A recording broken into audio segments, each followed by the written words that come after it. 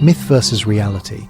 You probably think the Scottish Highlands of 1780 were all misty romance, tartan nobility, and some rugged man striding across the moor to the soundtrack of bagpipes.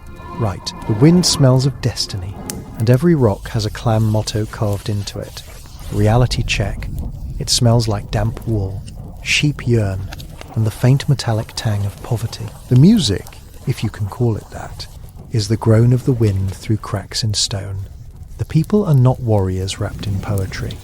They're damp, sullen survivors wrapped in whatever scraps didn't rot last winter. Welcome home.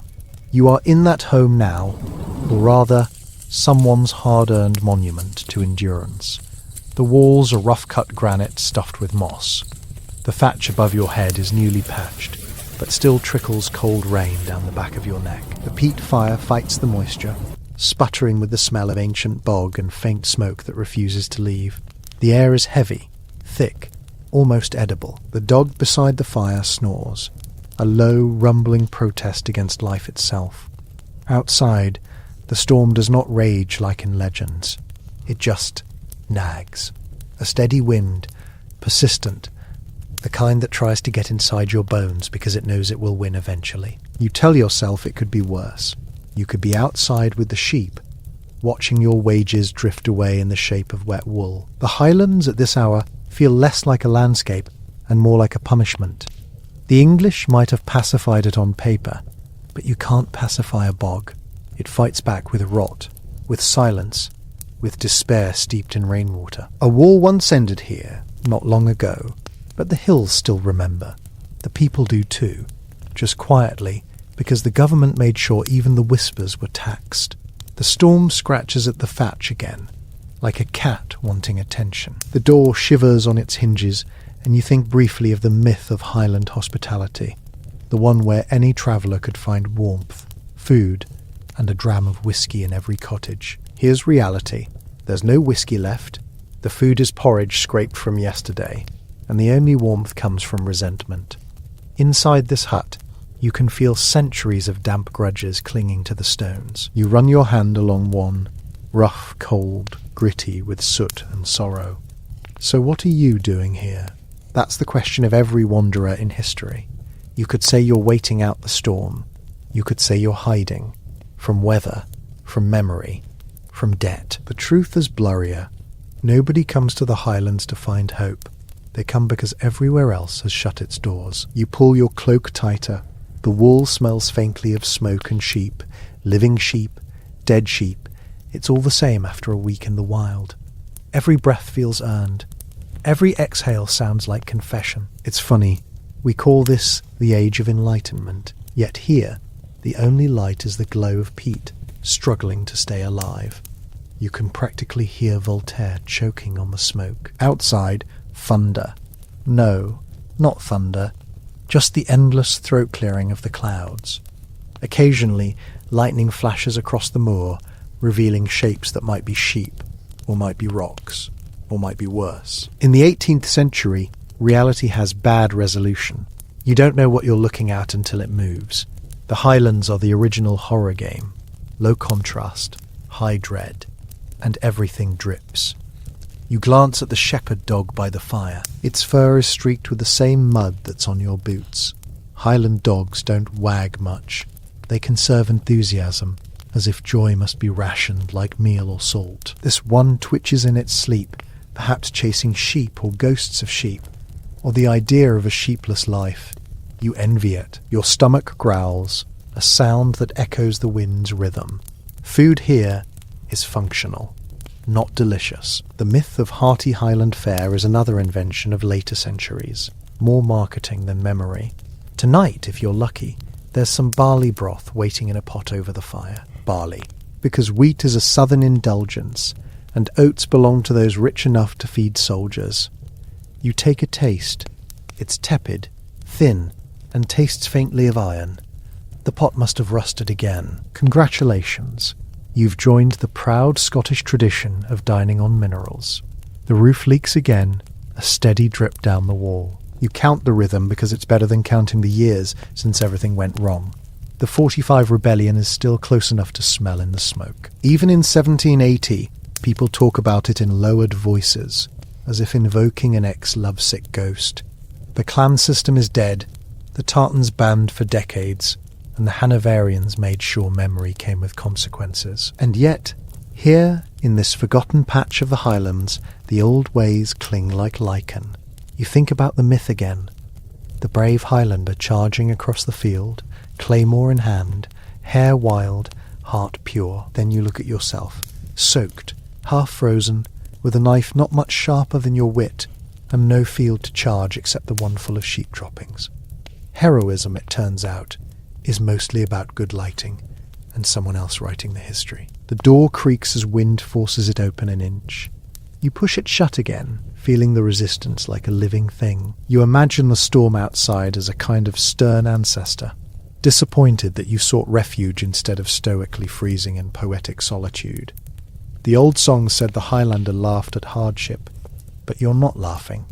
You're coughing. The air inside the hut tastes of turf and wet wool, and you realise maybe those songs were less biography, more propaganda.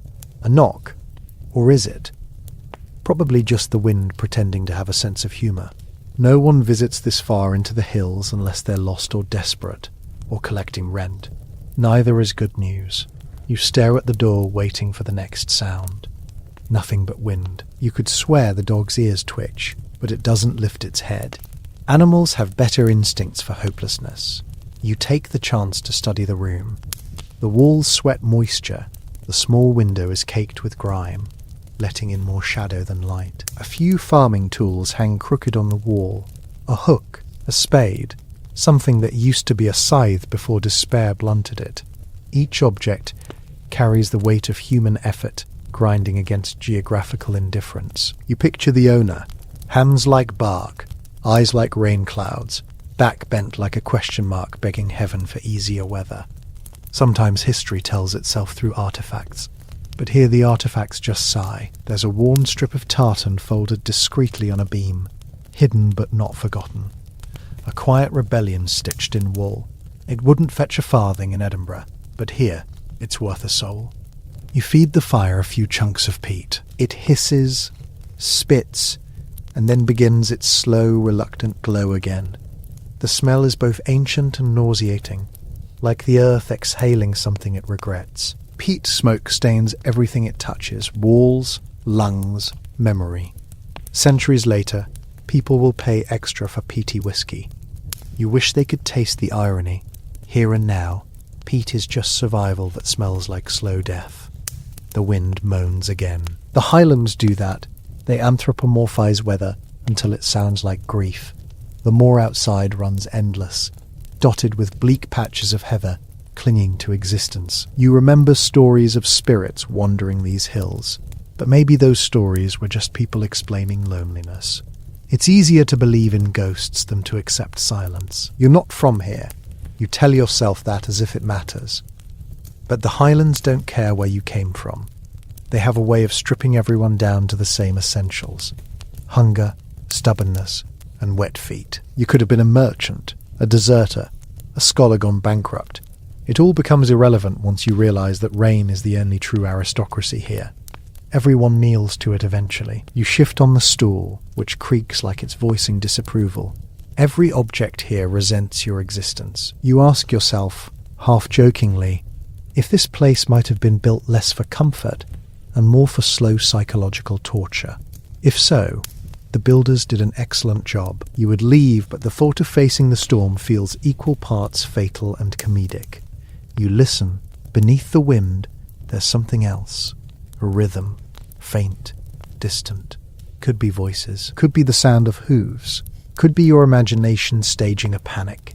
You lean closer to the wall, as though you could hear more clearly through stone. Nothing. Just wind rearranging your paranoia into new patterns. You sip the broth again, grimacing. In that moment, you understand the true philosophy of Highland existence. Everything tastes like a compromise. The food, the warmth, even the air. Never pleasant, merely less unpleasant than the alternative. Survival here isn't a right, it's a negotiation. You consider talking to the dog just to hear another heartbeat acknowledge yours. Fortune treating you well. You mutter, It opens one eye. In that jaundiced orb you see centuries of disappointment. It sighs, as if to say, you chose this. Maybe you did. Or maybe the Highlands, with their vast, indifferent beauty, trap people by guilt rather than geography. Leaving feels like betrayal. Staying feels like decay. The locals joke, dryly because moisture has taken care of the wet type, that the hills keep the dead and the living with equal enthusiasm. Somewhere outside, lightning cracks. For an instant, the world flashes white, and you catch a silhouette by the window, a shape too tall to be a sheep. You freeze. The dog lifts its head this time, hackles rising. Then darkness again. The storm swallows whatever that was. You wait, counting breaths, each one heavy with the smell of soot and anxiety. Nothing. Just rain again. You laugh nervously, because fear needs an outlet. Just the storm playing dress-up, you tell yourself. The Highlands make everything look haunted because they are. Every stone, every ruin, every misplaced footstep reminds you that human presence here is temporary, tolerated only so long as it amuses the weather. Your thoughts drift to Edinburgh, London, anywhere with carpets. You think of polished boots, coffee houses, and debates about progress. Meanwhile, here progress means a roof that doesn't leak faster than it burns.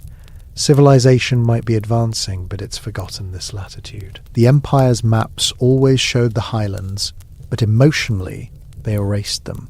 You imagine some future tourist staring at these same hills, rhapsodizing about their rugged beauty.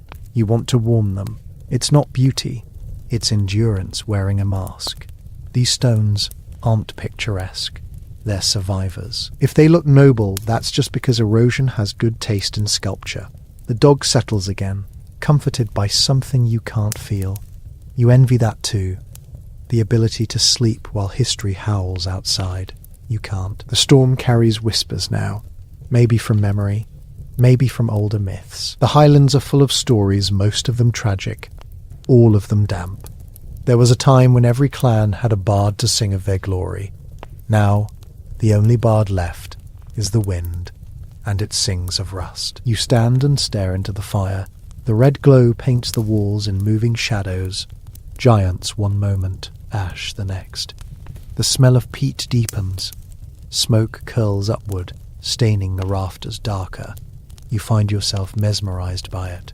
Fire is the only beautiful thing allowed to exist unpunished here. Everything else, colour, joy, laughter, was seized for back taxes. Another flash.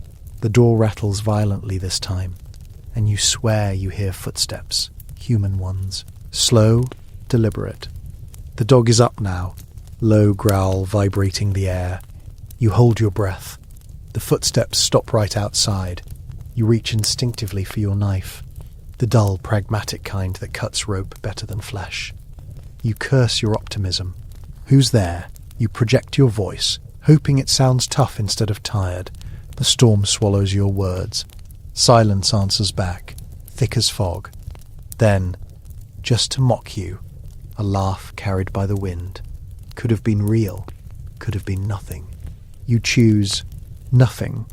Best to keep madness on a short leash. You sit again, heart thumping, hands slick with sweat despite the cold.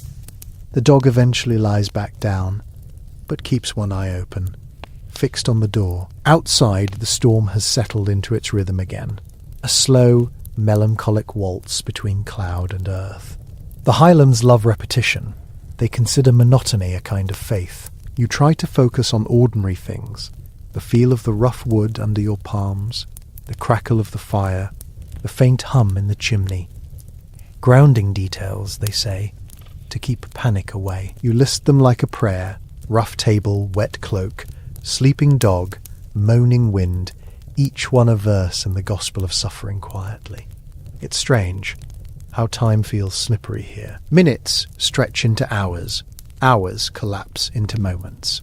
Maybe that's what the old folk meant when they said the Highlands were timeless. They didn't mean romantic eternity. They meant time stops caring about you. You become scenery faster than you become history. You trace a finger along the table's surface. The wood's been scarred by knives, marked by daily survival rituals. Slicing, mending, scraping, eating. You think about the people who sat here before you. Farmers, widows, children who grew up and left, or tried to. Life reduced to a list of necessary movements, and the occasional prayer for mercy disguised as humour. There's a faint sound again, this time from above. The thatch shifts, rain hitting a different rhythm. Maybe something crawling up there? The roof is more ecosystem than architecture. Birds, mice, even dreams occasionally nest inside it. You tell yourself it's just the wind again. The Highlands, where denial is also insulation. You think of myths again. The noble Highland freeholder, proud and independent. But by 1780, independent means you still own your own hunger. The clearances have begun to murmur across the glens, landlords discovering that sheep are more obedient tenants than people. Soon, these cottages will stand empty, the fire pits cold, while converted pastures wear prosperity like new scars. You wonder if the dog's master has already gone south, leaving behind this place, and you, by accident or design. Maybe the dog waits, unsure whether to hope. Maybe you're keeping it company in mourning more than in storm. You close your eyes, listening. The storm has softened now, or maybe your nerves adjusted. Raindrops patter instead of batter. Somewhere outside, a sheep bleats, confused, lonely, unromantic. You smile grimly.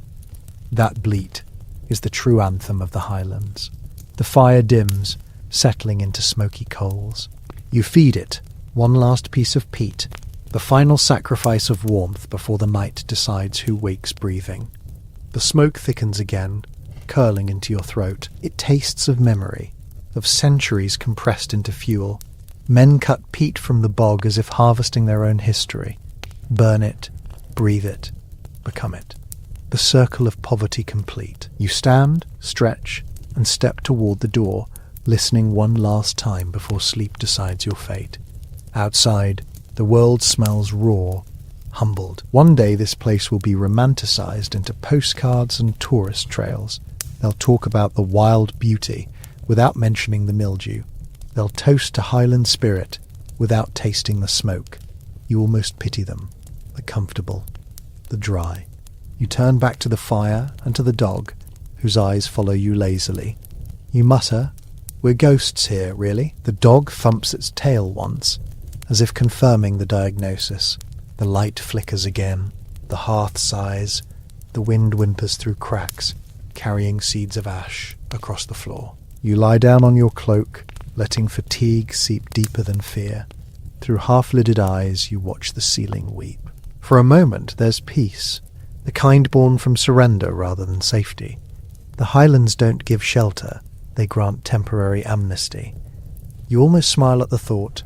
Somewhere, under your breath, you say, it could be worse. And because this land loves irony, the door creaks open again very slowly, as if disagreeing. You sit upright, heart pounding. The dog growls, a low, continuous thread running through the dark. The fire flares from the draught, painting the doorway red. You can't yet see what pushed it open, only that the storm has slowed to a drizzle. There's a shape there. A man, maybe, or shadow pretending to be one. He steps, or sways, forward, dripping wet, smelling of peat and rain, eyes hollow from miles of nothing. He looks at you the way people look at mirrors they don't like. His voice, when it comes, is cracked like old wood. You're in my house. For a heartbeat, the entire Highlands stop breathing. You open your mouth to speak, but what do you say to a ghost of poverty, returned early? The dog gets up, tail low, torn between loyalty and fear. The man drops something heavy on the floor, a bundle that thuds wetly, like a sack of regret. The fire sputters in the draught. For the first time tonight, you realize how fragile the light truly is. The man's eyes reflect it like glass, the same dull shimmer you've seen in every storm-soaked night, staring back from puddles.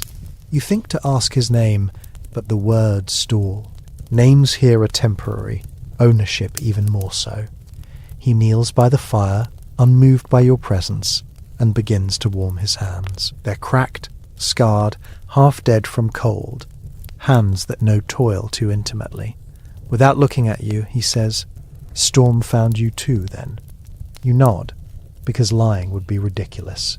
He chuckles, a noise with no humour in it. "A soft one tonight," he says. You remember the story of his house, long abandoned, but maybe abandoned is just another southern euphemism for out of sight, still breathing. You watch him silently. The dog edges closer to him, as if recognizing a smell first branded into its memory years ago. When he finally glances up, the recognition in his eyes is deep, quiet, fatalistic. "They said I'd gone south," he mutters, voice nearly lost in the smoke. "Truth is, I just went nowhere. Same as the rest." His gaze shifts to the window, out toward the moor. Still looks the same, always will, long after we stop pretending to own any of it.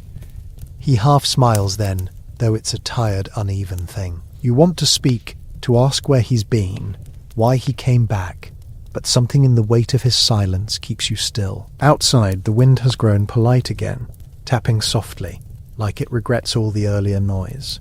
He pokes at the fire with a stick, watching the sparks tremble upward. "They'll take the land soon," he says, almost absently. "For every living soul they send away, they'll plant 1,000 sheep. Cheaper, quieter, better behaved." Then he laughs again. A hollow bark this time. Progress, they call it.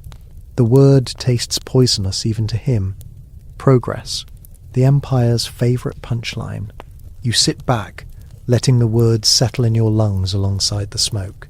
History is changing outside. Quietly, empires expanding, revolutions brewing, philosophers writing. But in this hut, on this wet night, it all boils down to one truth. Survival is slipping out of fashion. The fire pops. A shower of sparks lands on the man's worn sleeve. He doesn't flinch.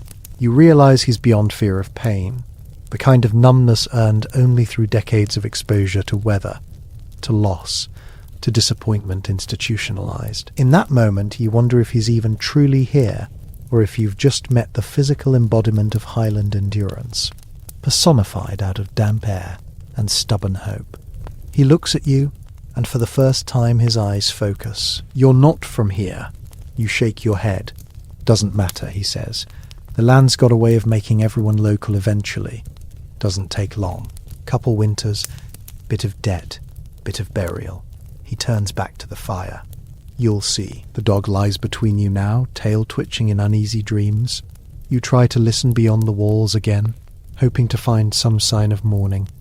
But there's only that eternal Highland whisper, the mixture of wind, water, and weariness that never stops. You think maybe the myth was half right after all. The Highlands are full of mobility, but not the kind written in genealogies. It's the mobility of enduring what should have broken you centuries ago. You just wish it didn't smell so much like wet dogs and despair. The fire crackles louder, as if offended by your thoughts.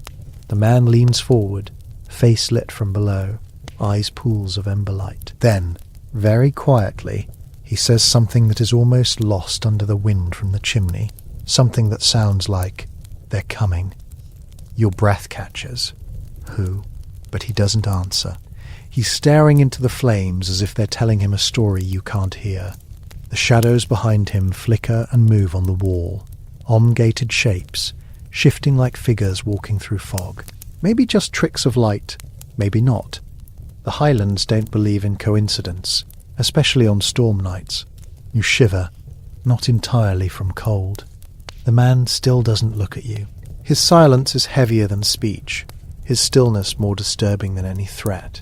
Outside, across the moor, a low sound carries through the thick air, something between horn and thunder, the kind that makes the dog whimper without knowing why. You find yourself edging closer to the fire, as if proximity could make you immune to history's next chapter unfolding, somewhere out in the rain. The old man doesn't move. He just whispers, as if to himself, "A soft storm tonight, a hard morning coming." And you sit there, breath shallow, while the wind changes again, shifting direction, as though something unseen on the moor has turned its attention toward the little hut breathing smoke into the night. Myth versus reality. You think the Scottish Highlands are all misty romance, a postcard of plaid and poetry, kilts fluttering nobly against emerald hills. Reality, especially in 1780, is that the Highlands smell like wet wool, peat smoke, and whatever rotting thing the wind couldn't lift far enough from the bog. It's beautiful, yes, but only in the way broken things are. Tragic enough to deserve a painting, miserable enough to be forgotten by the people who profit from it. You are here, in the middle of it, not as a hero or a tourist, or an extra from a sentimental TV adaptation. You're just someone who wandered across the moor a little too late, found the storm sneaking up across the heath, and followed the thin thread of chimney smoke until it led you to this hut, a low, stubborn structure of stone and straw that looks built to defy heaven itself. Inside, it smells of something old and alive at once, the tang of burned peat, the faint sweetness of sheep tallow, the unmistakable scent of damp wool that never quite dries even when the fire's raging. The shepherd's dog is half asleep beside the hearth, twitching occasionally but never quite waking. Outside, wind claws at the door's edge, like a beggar that forgot how to knock politely. You hear rain like handfuls of pins scattering against the thatch. The rhythm of survival in the Highlands sounds suspiciously like punishment. Steady, repetitive, and full of drafts. You aren't supposed to be here, at least not in the comfort of the fire. History tells you the Highlands were already coughing through bad years. The clans had been broken, cleared, named economic inefficiencies instead of human families. But that's not the version sung in the pubs centuries later. That version comes with fiddles and blushed nostalgia, a Disney-fied dirge that forgets how hunger smells. Your version smells like mud and wet sheep. The old man tending the fire doesn't talk much. His shoulders look carved from the same granite that the hills are made of. He glances up when you enter but doesn't seem surprised. In the Highlands, visitors appear like ghosts, unexpected, tolerated, and forgotten. Maybe he thinks you're another spirit come to count the peat bricks before dawn. You wish you could tell him you're neither ghost nor inspector, just a wanderer caught between weather and myth. There's a wooden bowl on the table containing what might be soup or might be punishment disguised as food. He gestures vaguely, a kindness wrapped in exhaustion. You dip the wooden spoon, taste the result of subsistence agriculture, and realize survival has a flavor, something between boiled grain and smoke. Salted not by choice, but by wind, you've consumed history in its purest form, peasant-grade authenticity. You try to make conversation in the uncertain Gaelic fragments you think you remember from museum plaques, but he shakes his head gently. He answers in English, but not the kind you recognize from textbooks. His version is rough, eroded in sound and patience. "The storm's no real bother," he says at last, stirring the fire with a long iron rod. "We're used to storms here. 'Tis the soft ones you watch, the gentle kind, them that sneak." You nod like you understand, though your brain translates that into meteorological nonsense. Soft storms don't exist, you think. But maybe they do, those that wash history clean of witnesses. The dog lifts its head, sighs in its canine dialect of dread, then puts its muzzle back onto its paws. The peat crackles unhappy notes. You imagine every spark as a small rebellion. You're indoors, technically safe, but you feel as if the wind has found a way to crawl through your bones. The sound of the storm changes. It becomes less wild, more cautious, as though it's tasting the land 1 inch at a time. You've read enough to know that weather in the Highlands behaves like politics. Calm only when plotting. Miss the signs and you find yourself swept away by somebody else's progress. You watch the man's hands, dark and calloused, move mechanically. You wonder what stories they carry. Too many winters, too few harvests, perhaps memories of something called Jacobite that no longer pays the rent. You catch yourself wanting to ask about Culloden, then sense that bringing up Culloden here would be like discussing bankruptcy at a funeral. The room seems smaller now. Peat smoke gathers low, forcing you to blink more often. You find strange comfort in discomfort. It feels appropriate. This world requires endurance, not praise. You think of every modern romantic who claims they wish they'd lived back then, and you laugh quietly to yourself. picturing them fainting at the smell of preservation-era mutton. The storm sighs against the window slot again. You imagine ghosts of men walking the moors outside, their plaids soaked, their convictions heavy as their muskets once were. The Highlands never stopped remembering them because memory is free. Mourning doesn't pay rent either. The old man finally speaks again, looking into the flames. "Used to be folk out there," he murmurs. "Now it's sheep and ghosts." Sometimes hard to tell which is which. You smile, not out of joy but out of respect for grim wit. The fire answers with a hiss. The dog twitches, ears flicking toward the door as if something knocked. Something that never quite had fingers. Your stomach tightens. You tell yourself it's imagination, that it's the wind rearranging nostalgia into sound. Yet the dog whimpers without knowing why. You find yourself edging closer to the fire, as if proximity could make you immune to history's next chapter, unfolding somewhere out in the rain. The old man doesn't move. He just whispers, as if to himself, "A soft storm tonight, a hard morning coming." And you sit there, breath shallow, while the wind changes again, shifting direction, as though something unseen on the moor has turned its attention toward the little hut breathing smoke into the night. Myth versus reality. They tell you the Highlands are romantic, wind-swept heroes, plaid in motion, bagpipes weeping against the sunset. The truth is simpler, wetter, and smells strongly of sheep. The midges bite like predators. The mud eats boots whole, and the wind gossips through the cracks about people who died nameless under the same pretty skies. You've bought the Scotland from postcards. The men and women living here traded that hallucination for peat smoke and boiled oats centuries ago. You are inside one of those postcard cottages, where stone walls are thick enough to forget the year. Thunder murmurs like an old god arguing with his reflection, and droplets crawl down the gaps in the window frame. The dog, somewhere between a shepherd and a rug, whimpers without knowing why. You find yourself edging closer to the fire, as if proximity could make you immune to history's next chapter, unfolding somewhere out in the rain. The old man doesn't move. He just whispers, as if to himself, "A soft storm tonight, a hard morning coming." And you sit there, breath shallow, while the wind changes again, shifting direction, as though something unseen on the moor has turned its attention toward the little hut, breathing smoke into the night. The room is dim and smells of damp wool, smoked fish, and a faint metallic tang that probably isn't from furniture polish. There's no furniture to polish, just a rough table, three-legged stool, and a clothesline strung above the hearth, where rags pretend to be garments. You wonder what age the old man is.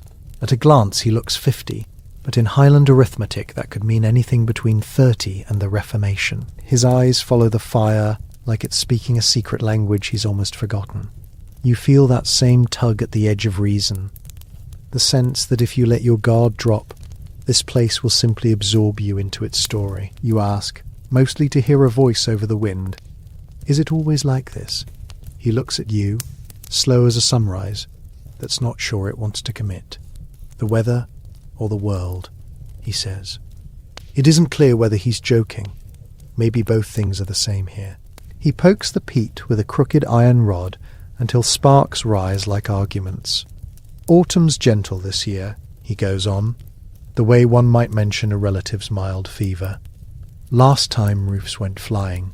Crops too. But gentle storms, aye, they're polite killers. Outside, something shifts. Hoofbeats. Maybe only the moor rearranging itself. You picture armed men out in the rain, wearing red coats, or maybe the tattered leftovers of rebellion. 1780. The Jacobite Rising has been dead 30 years, but its ghost still drinks in every tavern, still swears loyalty to long-gone kings.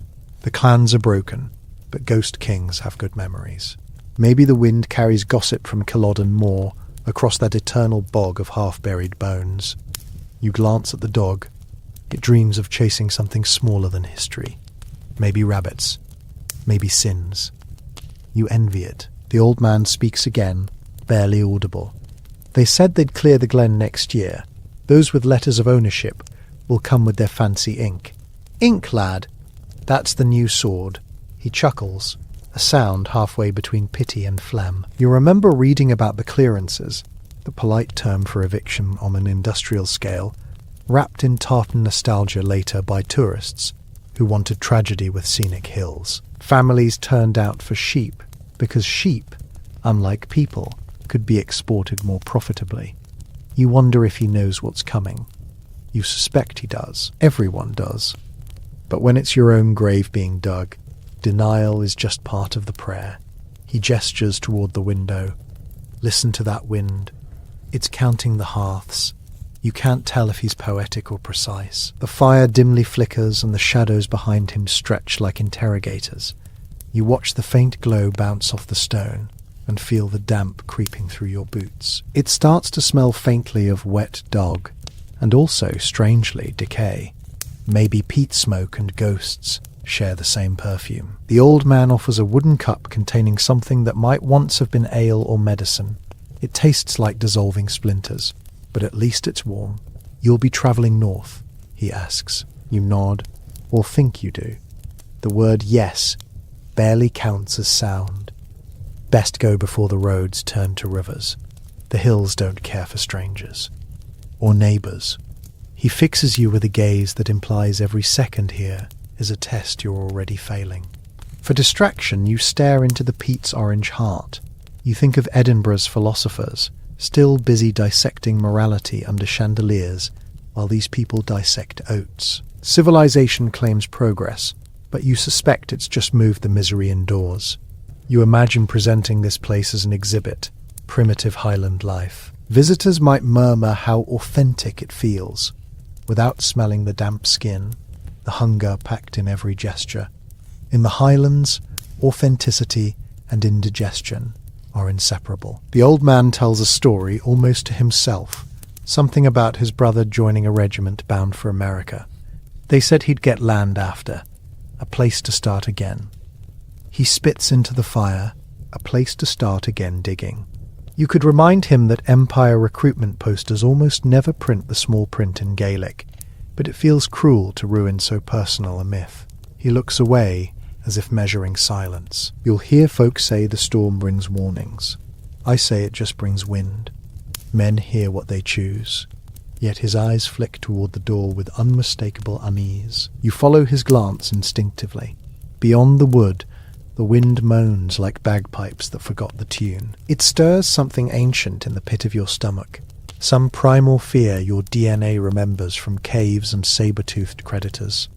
Rain hits harder now, drumming on the roof with the tempo of approaching feet. You half expect a knock ominous, bureaucratic, or both. Instead comes the sound of shifting thatch overhead, a shuffle like fingers tracing the structure. The dog lifts its head, ears folding back. Those amber eyes look at you as if waiting for instruction you don't have. The old man mutters an incantation, maybe a prayer, maybe a farmer's insult against the weather. The air feels heavier, thick with smoke and superstition. When the wind turns thrice in one night, he says, the moor walks. You'd laugh if his tone weren't so conversational, like he's announcing tomorrow's market prices. You almost joke about ghosts paying rent, but something in his silence vetoes it. Maybe tonight isn't for jokes. Or maybe you simply realize Highland humour requires the kind of generational trauma you can't fake. Lightning flashes. For a heartbeat, you catch the silhouette of the surrounding hills through the small window. Huge, uneven, stooped like spectators at an execution. Thunder follows, late, worn out from the journey. The old man's knuckles whiten on his rod. Aye, a soft storm, he murmurs again, but it calls things out. You lean back, trying to press yourself into the wall to feel how solid this place truly is. The chill seeps through, answer enough. He stands finally, stretching with the precarious grace of old timber. If you hear voices, don't answer. You want to ask, voices from where? But sense that specificity won't improve the situation. He steps toward the back corner, pulling aside a curtain that could once have been a sail. Behind it lies a low doorway, half concealed by stacked peat blocks. Extra room, he explains, for store or safety depends. The way he says safety suggests it hasn't been tried lately. The dog creeps closer to you, trembling slightly, some internal algorithm of instinct telling it the world just shifted. You scratch its head for moral support. Both of you pretend it helps. He disappears into that shadowed space. You hear the subtle scrape of wood. Maybe he's checking a trap door, maybe a chest. After a moment, he returns carrying an oil lamp and a bundle wrapped in rough cloth. He unwraps it slowly, revealing a claymore so worn it may have missed several wars. The hilt is dark, the blade nicked and faintly rust-stained. "My father's," he says. "Useless now. Iron tacks took the rest." His voice is matter-of-fact, but you detect in it the same grief that never learned how to finish itself. He props it near the hearth. "A sword makes no sense in a land of landlords," he says. "Steel's for those with lawyers now." You smile nervously. "You keep it for old time's sake?" He shrugs. "Maybe memory likes a handle." Outside, the storm mutters something unintelligible, but definitely unkind. The roof beams creak. One drop leaks through and hits your knee, cold and accusatory. You wipe it off and immediately another falls. The first raindrop's friend looking for revenge. The old man watches the leak. "Every house here has its own rain," he says, almost proud. "Keeps you humble." Humble. Yes, that's the word empires like to assign to conquered landscapes. Noble simplicity, they call it, usually when there's nothing left to steal. Your mind drifts to the date again. 1780. Industrial smoke rising in England.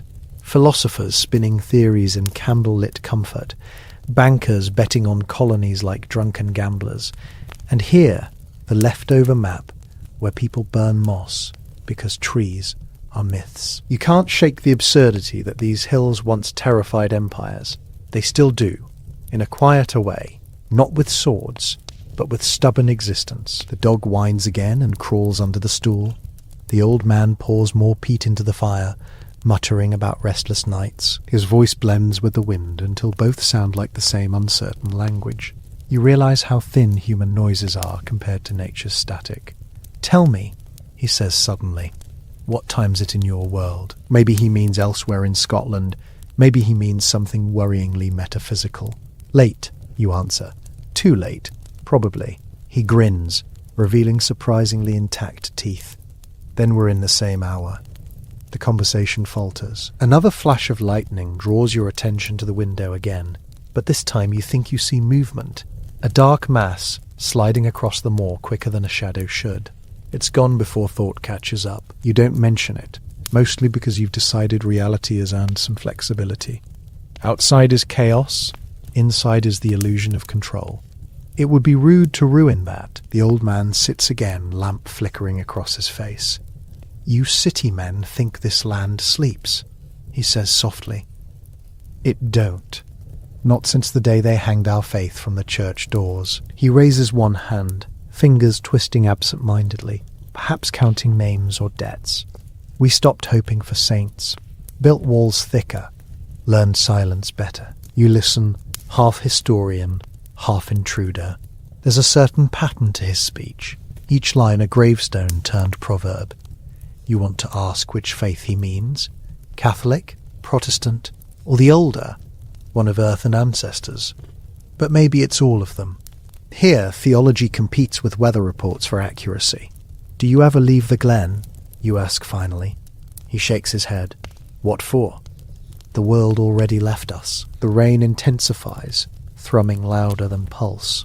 You wonder how many storms he's sat through, how many strangers have stumbled in for a night, thinking themselves witnesses when they were only brief footnotes in someone else's endurance. The dog lifts its head again and starts a low growl, the sound small but sharp against the storm. The old man glances at it, frowning. Quiet Finn. But the growl continues, directed toward the door. You half expect a visitor, human or otherwise. "What is it?" you whisper. He doesn't answer. Instead, he reaches for the sword. The gesture feels medieval in this century of reason. But then, so does your heartbeat. Another flash outside. In its split second of clarity, you see nothing on the threshold, only swirling rain. Thunder erases your doubt. When the light fades, the old man lowers the sword, but doesn't let go. False alarm, he says, though his tone suggests otherwise. You would laugh, but something about the air insists on seriousness. It has that metallic taste again, like the pause before catastrophe. Time drifts. The clock you wish existed doesn't tick, but you feel each minute like weight added to your shoulders. Conversation resumes in fragments. Fragments of local gossip, lost crofts, birth of sheep economies. You catch every detail as if storing them will protect you from disappearance. Then abruptly he says, "You've read books." "Yes." "Then you've heard lies." He smiles grimly. "Every book about these hills written by folk who leave before winter." You mutter something about historians trying their best. He shakes his head. Best's a word for summer. Outside, the storm seems to shift again, wind circling as if retracing its previous steps. The sound through the chimney becomes rhythmic, almost deliberate. A percussive moan. The dog hides its nose under a paw. You feel goose flesh crawl up your arms. "You hear that?" he asks quietly. "Yes." "It's walking again." He says it simply, not for effect. The more. You decide to categorize it as folklore, until proven otherwise. Unfortunately, proving otherwise might involve going outside, which isn't an option. He notices your discomfort and smirks faintly. City bones don't like old air. He's not wrong. Every inhalation feels heavier, as though the cottage draws breath from centuries, and you're inhaling everyone who ever froze here. "Why stay?" you ask suddenly. "Why not go south?" He gives you a look of weary amusement. "South? To be laughed at for my tongue? Have inspectors weigh my roof? Nay, better fight wind than landlords." He leans closer, voice lower. "Besides, ghosts don't travel well. They like their view." You realize you're no longer sure whether he means metaphorically. He turns the conversation back to your journey, the real reason you're here, which even you hardly remember now. He wants to know where you're headed. You mention a possible post in Inverness, letters, records, maybe pay. The word records catches his interest. "So you'll be writing down truths for the ones who don't speak them," he says. You answer that it's complicated, because truth always is when rent is due. He chuckles darkly. "Remember, son, the quill kills quieter than the sword, but it kills all the same." The lamp sputters. Shadows leap again. You find yourself mesmerized by their jerky dance, how they mimic forms that shouldn't quite exist. The peat smells richer now, possibly because the roof's drool mixes with it. The air tastes of smoke and nerves. A sudden gust throws the door inward an inch. Both of you start. The dog barks hoarsely. The old man rises, slams it shut, and bars it with a timber that looks older than his patience. When he turns around, his face is grey and old like the wall. "It's only wind," he insists. Neither of you believe it fully. Minutes stretch, punctuated by the occasional crackle from the hearth. Gradually the rhythm outside calms again, the storm settling into steady contempt rather than fury. The old man seems to deflate, easing back to his stool with an audible sigh. "Sorry," he mutters. "Every storm's a memory." You could reply wittily about nostalgia, but exhaustion replaces eloquence. You rub your eyes. Behind your lids, lightning still flashes phantom shapes. He peers at you, almost pitying. "Rest if you can. Tomorrow's long even when it never changes." You attempt to nod, then accept the corner nearest the fire. The dog inches over, circles twice, and settles against your boots, breathing proof that perhaps not all warmth is imaginary. The crack of the fire becomes hypnotic. Your consciousness drifts halfway between sleep and anthropology. In that liminal space, voices seem to hum just outside the walls. Snippets of Gaelic too old for translation. Maybe wind through chimney cracks, maybe memory repeating itself. You think you hear names, all vowels and mourning. When you open your eyes again, the fire has shrunk to embers. The only light is the sullen glow of the peat, and the thin beam from the old man's lamp now resting beside him, illuminating his face just enough to appear carved from shadow. He's still awake, lips moving silently. "Can't sleep?" you ask. He gestures to the storm, softening at last. "Can't afford to. I stand watch. Habit. Waiting for what?" The next morning he says. to see if it's still ours. You don't press. The words hang in the air, heavy as the smell. If empathy were heat, the room might be warmer. Soon your own fatigue becomes heavier than fear. You promise yourself you'll only close your eyes for a moment, but in dreams the moor rises behind your lids. Rolling darkness, wet grass like barbed wire. Voices chanting not in malice, but in endurance. You see villages without roofs, families walking to ships destined for somewhere called improvement. You glimpse sheep where children should be. Every scene fades into mist that smells of whiskey and debt. You stir awake sometime later to find the hut exactly as before, except quieter. The dog's breathing tells you it's still alive. That's comforting. The old man sits motionless, maybe sleeping with his eyes open. You stand carefully, stretch, and feel the cold march through your joints like a regiment. At the window, dawn shows no sign of enthusiasm, just a paler shade of misery. The storm has wandered off, leaving puddles as apologies. You think of the world outside. Same hills, same ghosts, fresher mud. Part of you itches to leave, yet the larger part fears the moment you step out, the cottage will vanish, taking safety with it. Behind you, the old man moves. Weather's clearing, he says, which sounds both hopeful and accusatory. You made it through another night. That's success enough. You thank him, though no words feel suitable payment. He waves the gratitude away. If you find my brother's grave by the coast, tell him the hills are still wet. You promise, though you doubt the instructions will ever become relevant. He opens the door. Morning wind rushes in, carrying that lingering smell of peat and something metallic. Hope or rust. Outside, shrouded fields stretch into mist. You feel like an intruder leaving a confession booth. Mind the moor, he adds dryly. It forgets easy. You step over the threshold. The world greets you not with sunlight, but with that particular Highland greyness that refuses life yet denies death. You take a breath, the air wet enough to chew, and turn back to glimpse the hut. Smoke twists upward reluctantly, as though even fire wants to leave. The dog stands in the doorway now, watching you go, tail hesitant. The old man nods once, his outline already melting into shadow. You walk on, boots squelching with every repentant step. Behind you the wind nudges again, gentle yet insistent, as if reminding you that history travels faster than humans. Each stride feels like exiting one reality and stumbling into another. The moor spreads endless, punctuated by stones that may be markers or mistakes. Your thoughts loop around last night's conversation. Polite killers, ink swords, the moor that walks. It all sounded myth, yet everything about this landscape insists myth and mud are the same substance depending on moisture content. You stop on a rise and look back. The cottage has dissolved into fog. Only the faint column of smoke remains, a crooked finger pointing nowhere. You realize you could walk half a mile and forget exactly where it stood. Maybe that's the point. Forgetting is the national sport. The dog's whimper lingers in your ears, a memory now permanently filed under warnings unheeded.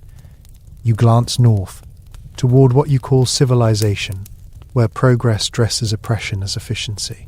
Soon the clearances will turn stories like his into statistics. And later, centuries later, tourists will pose beside replicas of these huts, smiling into cameras, believing they've met the authentic past. You wonder if the earth keeps laughing quietly whenever we call its scars heritage. You adjust your coat against the wind. It bites sharper than it should. Somewhere unseen, water gushes through a cut of bog, murky and relentless. You pull the collar higher and keep walking, each breath clouding the space in front of you like small disposable chapters of your own myth-making. And just for a moment, you think you hear, beneath the wind's sigh, a whisper echoing from the drowned heather below. A soft storm tonight, a hard morning coming. Whether that's memory, warning, or just the moor speaking in sleep, you can't tell. But it follows you anyway, patient as history. Myth versus reality. You've probably been sold the Highlands as eternal postcard. Brave tartans fluttering, mist swirling just so. warriors standing poetic under God's own spotlight. The truth, as usual, smells more of damp wool and digestive regret. It's 1780, give or take a few unpaid taxes. The Jacobite cause has been mugged by history, the clans stripped of power, and fashion magazines in Edinburgh are already praising English tailoring.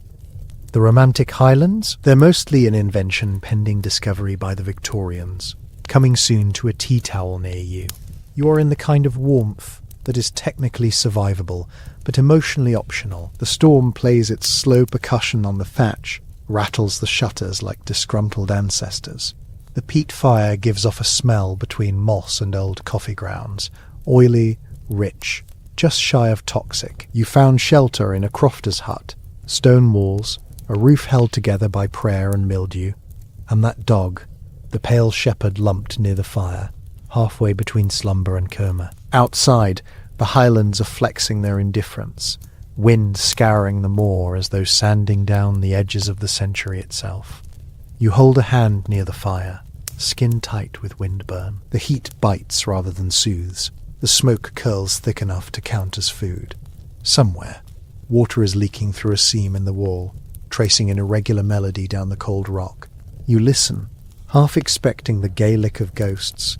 But ghosts, if they exist, have long since upgraded to haunting whiskey bottles. The Highlands in 1780 are no longer the political knife edge of a romantic rebellion. The Jacobite uprisings have been gone for 3 decades. The kilts, banned for a time, are staging a quiet comeback, mostly for comfort and tourism that hasn't yet realised it's tourism. You've wandered into that lull between tragedy and nostalgia, where history forgets to look dramatic and instead smells faintly of mould. Reality check. The clans aren't secret societies fighting tyrannical redcoats in endless fog. They're farmers and shepherds navigating new laws, smuggling a little, starving a lot, muttering over rents that increase faster than crops can justify. Their land, what's left of it, is getting surveyed, measured, monetized. Sheep are beginning to look like investments, not animals, which is fine for the lairds, less promising for the people who used to live on the land now destined for pasturage. You call it economic improvement. They'll later call it the clearances. Same event, different PR. The dog lifts its head and watches you with eyes the colour of smoked quartz. The universal look of you're not worth chasing, but I'd still win if I tried. Its fur glows faintly in the firelight, a wet fur halo. The smell of wet dog and peat smoke fuses into the perfume of the Highlands, something between loyalty and decay. You think of stories told south of here about noble Highlanders, bare-kneed philosophers fighting for freedom with nothing but bagpipes and trauma. You glance down at your own boots, coated in bog mud thick enough to classify as a participatory sport, and sigh. Freedom smells suspiciously like wet socks. A gust hits the shutters, rattling them hard enough to earn a curse from the house's foundation. The storm outside isn't fierce enough to earn legendary status, but it's doing its best, one of those murmuring tempests that make sheep huddle and humans contemplate theology. The moor beyond the window is an endless dark, occasionally twitching when lightning scratches across the horizon. You can almost imagine the shape of Culloden Field out there, though that's miles away, both in geography and in relevance. People still bleed from that story, but quietly now, under courtesy and ignorance. You're here for truth, or something pretending to be. You recall the romantic tourists who will one day sketch this same hut, call it quaint. In their version, the Highlands breathe poetry, not mildew. They'll sip tea and imagine the locals as noble savages. By the time Queen Victoria is Instagramming lochs in her journal, the wound will be tidily mythologized. For now, the wound is still suppurating. The dog shifts. The fire hisses. You pour a bit of water into a tin mug and hold it near the flame. The scent of peat seeps into it, turning your drink into something that tastes like liquefied archaeology. You sip anyway, because being alive in 1780 demands either stubbornness or self-delusion. Maybe both. Outside you hear the moor whisper, a trick of wind and water that occasionally sounds like your own memory vacated the premises. The sound makes your shoulders tighten. The Highlands have a way of impersonating human company when there's none. They're good at that. Before you arrived, You'd read about the loneliness of the north, but the authors didn't mention that loneliness here comes with its own weather system. You wonder what you're hiding from exactly? The storm? The year? Yourself? Maybe the absurdity of the situation, that somehow history has turned tragedy into a lifestyle brand. Authentic Highland experience, available in 1780 and refreshed annually for English consumption. The locals don't get royalties. Your fingers smell of iron and peat. You rub them together, feel grit grind between calluses. There is a gun, flintlock, battered, leaning by the door. Not yours, but in this land everyone claims ownership by proximity. It's more an article of faith than weaponry. After the disarming acts, most guns were hidden, buried in bogs, passed down like family curses. The one by the door is legal now, theoretically. Or maybe it's just forgotten bureaucracy.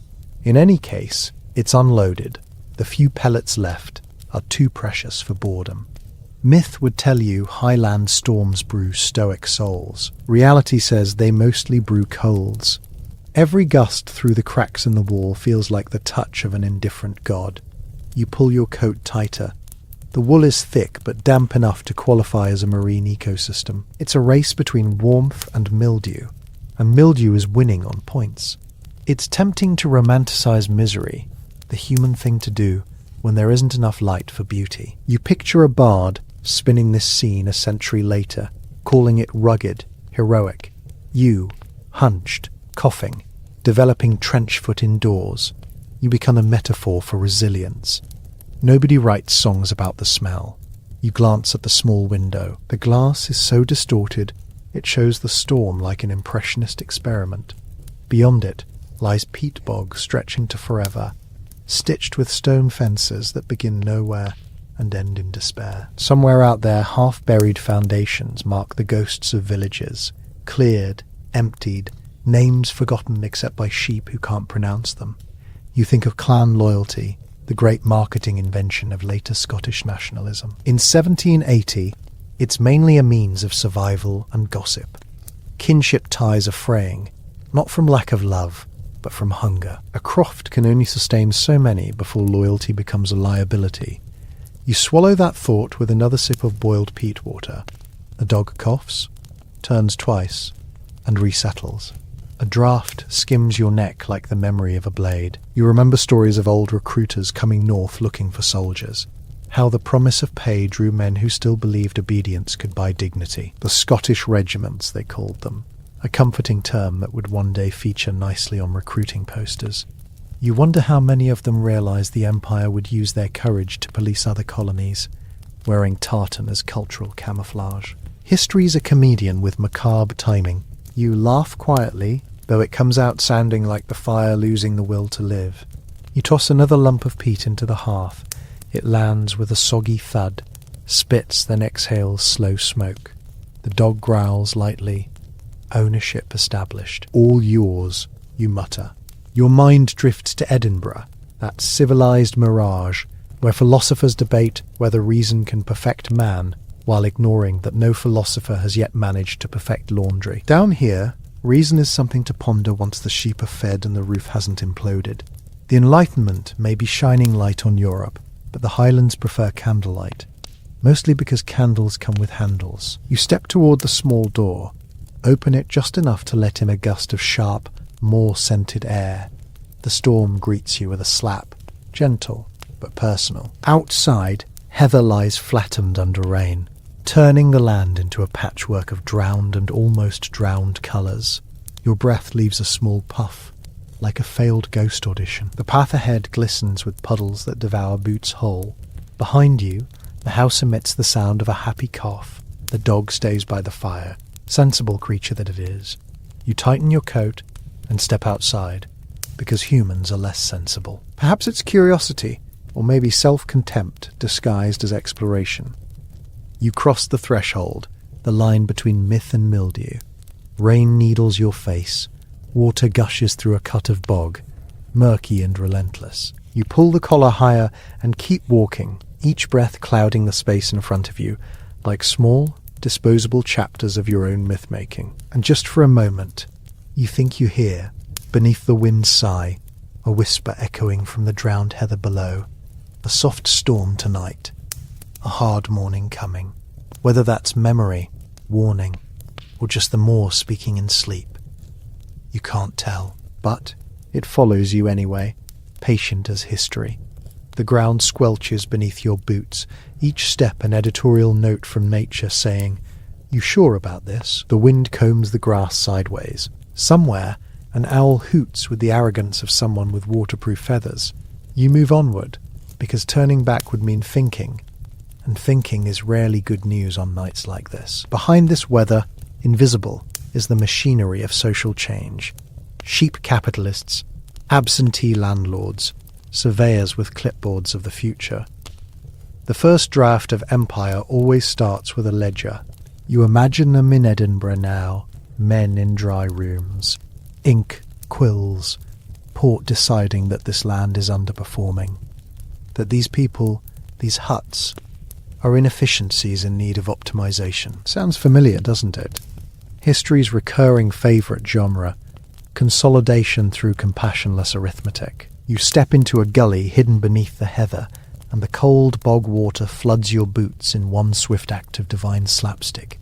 You hiss through your teeth, the sound lost to the storm. This you think is improvement too, nature's version. Every political idea eventually leaks into the socks. You trudge up, feeling the suction of mud, like the land demanding rent. The hill ahead looks gentle until you start climbing it. Then it reveals an extra mile of elevation you swear wasn't there before. Halfway up, you stop to listen. There's the sea, miles off but loud in the night, trying to remind the moors who's in charge of erosion. It's always the sea that wins. Eventually, everything becomes coast. The Highlands stretch around you, black, wet, magnificent mostly because you can't see much of them. When you can, they're scar tissue-made geography. The Gaelic names of places cling empty to them, syllables fading like mist off a blade. Language itself is receding. Children now learn their prayers in English. The old songs are fading quicker than teeth. You can almost hear them go. The whisper returns, maybe just your blood pressure. A soft storm tonight. You snort. Soft seems generous. The rain has upgraded to horizontal. Your coat is now more metaphor than garment. Out of the murk, a shape looms, a stone wall stumbling across the moor like a drunk line of defence. You follow it, if only because it's something solid and less opinionated than wind. The stones are slick with moss, some marked with lichen that glows faintly like the residue of old battles. Once these walls defined crofts, now they define absences.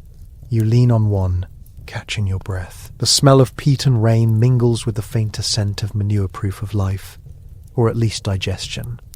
You think of the people who'd tended these lands, driven off a generation ago when rents rose beyond arithmetic. Many went south to Glasgow, some further, to Canada, to Carolina, where the empire promised better weather and worse lies.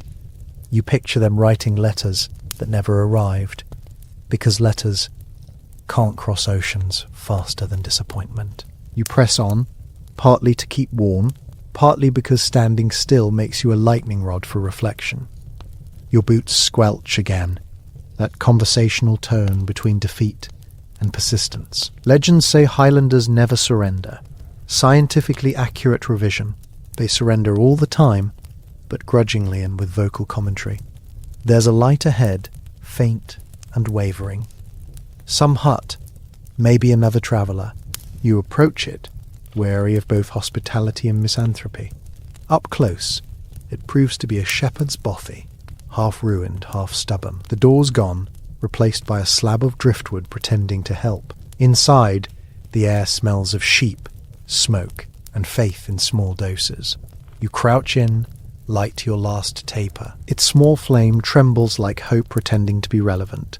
The interior is strewn with straw, an abandoned skillet, a heap of wool, ambiguous whether blanket or occupant.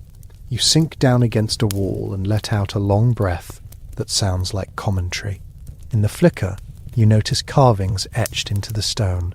Names, dates, prayers. Some letters fade into moss. You touch one. M. MacLeod, 1773.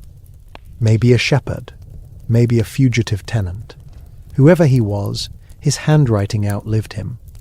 Statistically impressive. Existentially depressing. You close your eyes. The sound of rain on stone becomes almost comforting, the percussion of inevitability.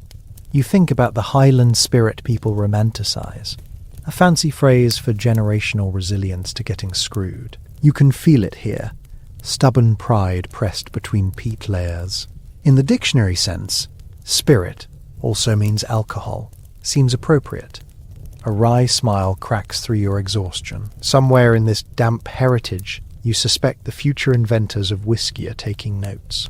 Fermentation might be the only predictable thing the climate allows. The water of life, distilled despair with marketing potential. In a century or two, tourists will sip it thinking it tastes of heroism, never realizing heroism has the aftertaste of smoke and taxation. The flame gutters.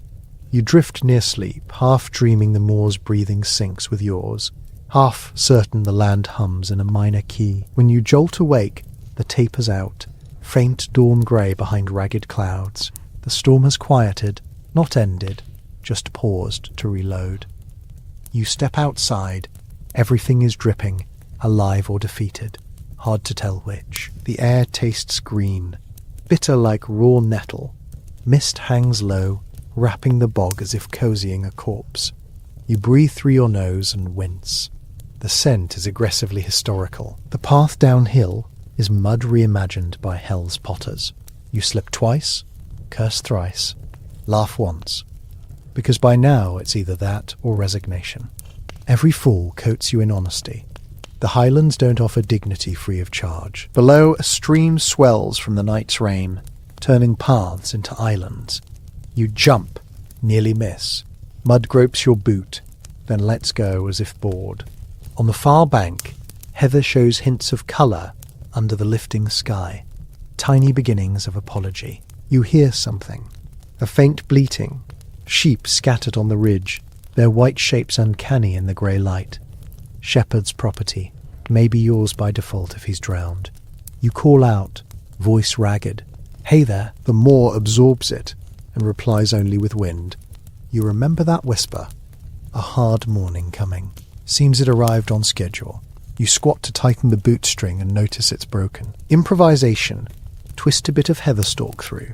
Congratulations. You've invented biodegradable despair. An hour's walk brings a wider vista. The valley, torn open like an unfinished confession. Smoke columns twist from distant cottages, or maybe chimneys of new laird's houses. Somewhere near, a road cut has opened, a symbol of progress, measured in mud and broken backs. You watch a group of labourers shovelling through the bog. Rain drips from hats into eyes, none bother wiping it. One looks up, nods. You nod back, the universal exchange of, we're all idiots for being out here. Progress demands sacrifices, usually of other people's comfort. You edge nearer and strike conversation. They speak a mix of Gaelic, English, and grievance. The gist, building a road for improvement, connecting estates, bribing geography to cooperate. They get pay minimal. You get a reminder, civilization always arrives wearing work boots. An overseer rides by on a horse too clean for the scene. His accent is lowland, his smile contractual. You wonder whether he can sense your skepticism. Then again, skepticism hasn't been taxable yet. Rain drizzles to a stop. Clouds lift enough to show broken sunlight, the kind that flatters ruins. You watch the valley shine briefly, gold on green scars, and understand why painters will one day adore this misery. It photographs well if you skip the smell. You leave the road diggers behind, head toward higher ground. The bog gives way to tussocky grass. The air's sharp, carrying hints of salt from unseen sea. A hawk circles, banking slow. You follow its arc until it fades into the cloud edge. Everything here blends movement with stillness, like history forgetting which one it prefers. You cross another ridge, find scattered stones marking what used to be a settlement. Just hollows now, walls collapsed into memory. You crouch, pick up a shard of pottery half buried. Blue glaze. imported. Proof they weren't isolated romantics, but participants in trade, global economics of their era. That myth of isolated Highlands, utter nonsense. They've been plugged into the empire's metabolism since boats discovered greed floats. You pocket the shard, an accidental souvenir. Somewhere, a museum curator's future heart skips. By midday, though time here measures more by damp than by clock, the storm returns as drizzle. You chew a bit of oatcake, soggy but loyal, the taste faintly of resignation, and goat. The view remains aggressively panoramic, mountains like mauled gods, lochs dull silver. Beautiful, if beauty's your thing. Mostly it feels like a landscape trying to apologize for humanity. Then, not sound but suggestion, you sense movement near the edge of visibility. Human? Beast? A figure in grey moves along the opposite slope, maybe herding, maybe haunting. You raise a hand, the figure pauses, then vanishes into haze. Encounter logged but unconcluded. You wonder if this is how myths start. Bored travellers mistaking other bored travellers for omens. A thought creeps in, anachronistic but satisfying. Centuries from now, tourists will pay for this loneliness, for the chance to feel haunted by authenticity. They'll dress in faux tartan, hum songs written long after the events. Meanwhile, actual 1780 humanity will have long moved on or died trying. The irony steams nicely against the cold. You drop down toward a loch rimmed by reeds that sing when wind passes. The air grows colder, hinting evening. You kneel to drink. Water reflects your face fractured by ripple. For an instant you imagine it old, drawn over with lines of smoke and fatigue. Maybe that's not imagination, but preview. In the Highlands, age doesn't accumulate. It condenses. You refill the tin mug, breathe the damp metal scent. Behind you, thunder mutters like a tired preacher. You take one long sip, nearly choke on the chill. It tastes of stones, ancient minerals, unresolved grudges. Across the loch stands another ruin. A tower maybe, skeleton of authority left for the moss. You consider heading there, but the distance lies deceptive under mist. The Highlands specialise in optical betrayal. Things are always farther than ambition estimates. You walk anyway because conviction requires neither clarity nor success. Halfway round the shore, ankle deep again, you catch yourself laughing. Not happily, just acknowledgement that absurdity has stamina. Wet, cold, lost, chasing broken castles. Congratulations, you're living the script every romantic poet will plagiarize. Rain stiffens again, lightning flares. The tower's nearer now, a jagged tooth. Above the doorless opening hangs a rusted iron ring. You step inside, nothing but drafts and droppings. Still, it feels like sanctuary. The past, stripped of comfort, but still holding its pose. You run a hand along the wall. Cold stone sweats under your touch, little droplets forming like condensed regret. On one block you find a faint carving, crossed swords, initials too eroded to trust.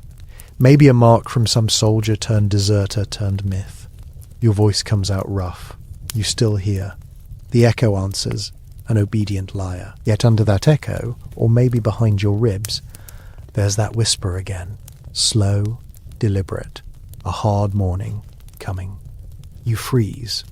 Cock your head. Only wind now, blowing through the hollow tower like breath through a flute. You exhale, half laugh, half curse. Possibly madness, possibly acoustics. Same difference. You stay until darkness takes precision, then you step back into drizzle, oriented by instinct more than logic. The moor stretches ahead, vast, impersonal, chewing sky and ground alike.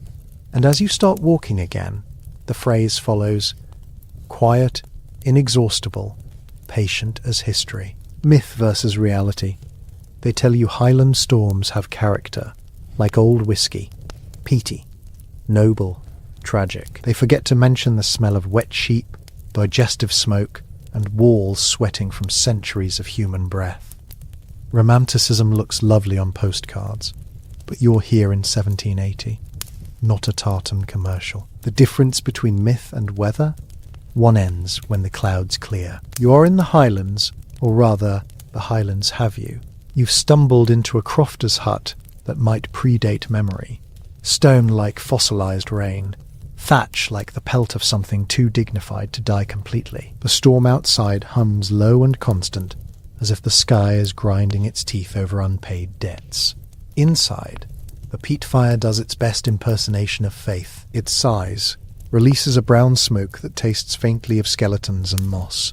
Your throat already knows the flavour. The shepherd's dog, a heavy-eyed collie bred from stamina and stoicism, lies by the hearth. He snores like someone giving commentary on the weather in Morse code. Long, low tone, short, sharp complaint. None of it surprises you. The dog at least has ancestral experience. Countless generations waiting out storms, while humans gamble on meaning. You drop your pack, which is less a bag than a damp museum of regret. Parchment, a tin mug, possibly bread that achieved fossilization before the Jacobite Rising. The interior of the cottage drinks the light from your candle greedily. Everything in here seems devoted to absorbing flame and memory alike. One wall has a crude shelf with a wooden bowl, a blackened kettle, and a single clay figure of St. Columba, who, if you recall correctly, specialized in converting pagans by outstaring them. His paint has flaked away, leaving an expression somewhere between pity and tax audit. So you sit, listening. The storm has distinct dialects. Roof thunder like distant hooves, door rattles that feel conversational, wind screams that insist you answer. The rhythm becomes hypnotic. The peat crackles, the dog shifts, and you start to remember history, not as text, but temperature. The Highlands of 1780 are technically British property now, though the land itself never signed the paperwork. After Culloden, 34 years ago, the English administrators rewarded loyalty with bureaucracy and treason with memory erasure. No tartan without permission, no gathering of clans, no Gaelic if the overseer hears you. They banned your ways the same way one drains a bog, systematically, then smugly. You imagine the ghosts outside, barefoot women wailing in dialects already forgotten, men trudging with muskets heavy from rain, children taught to pray to both God and the laird in separate tones of fear.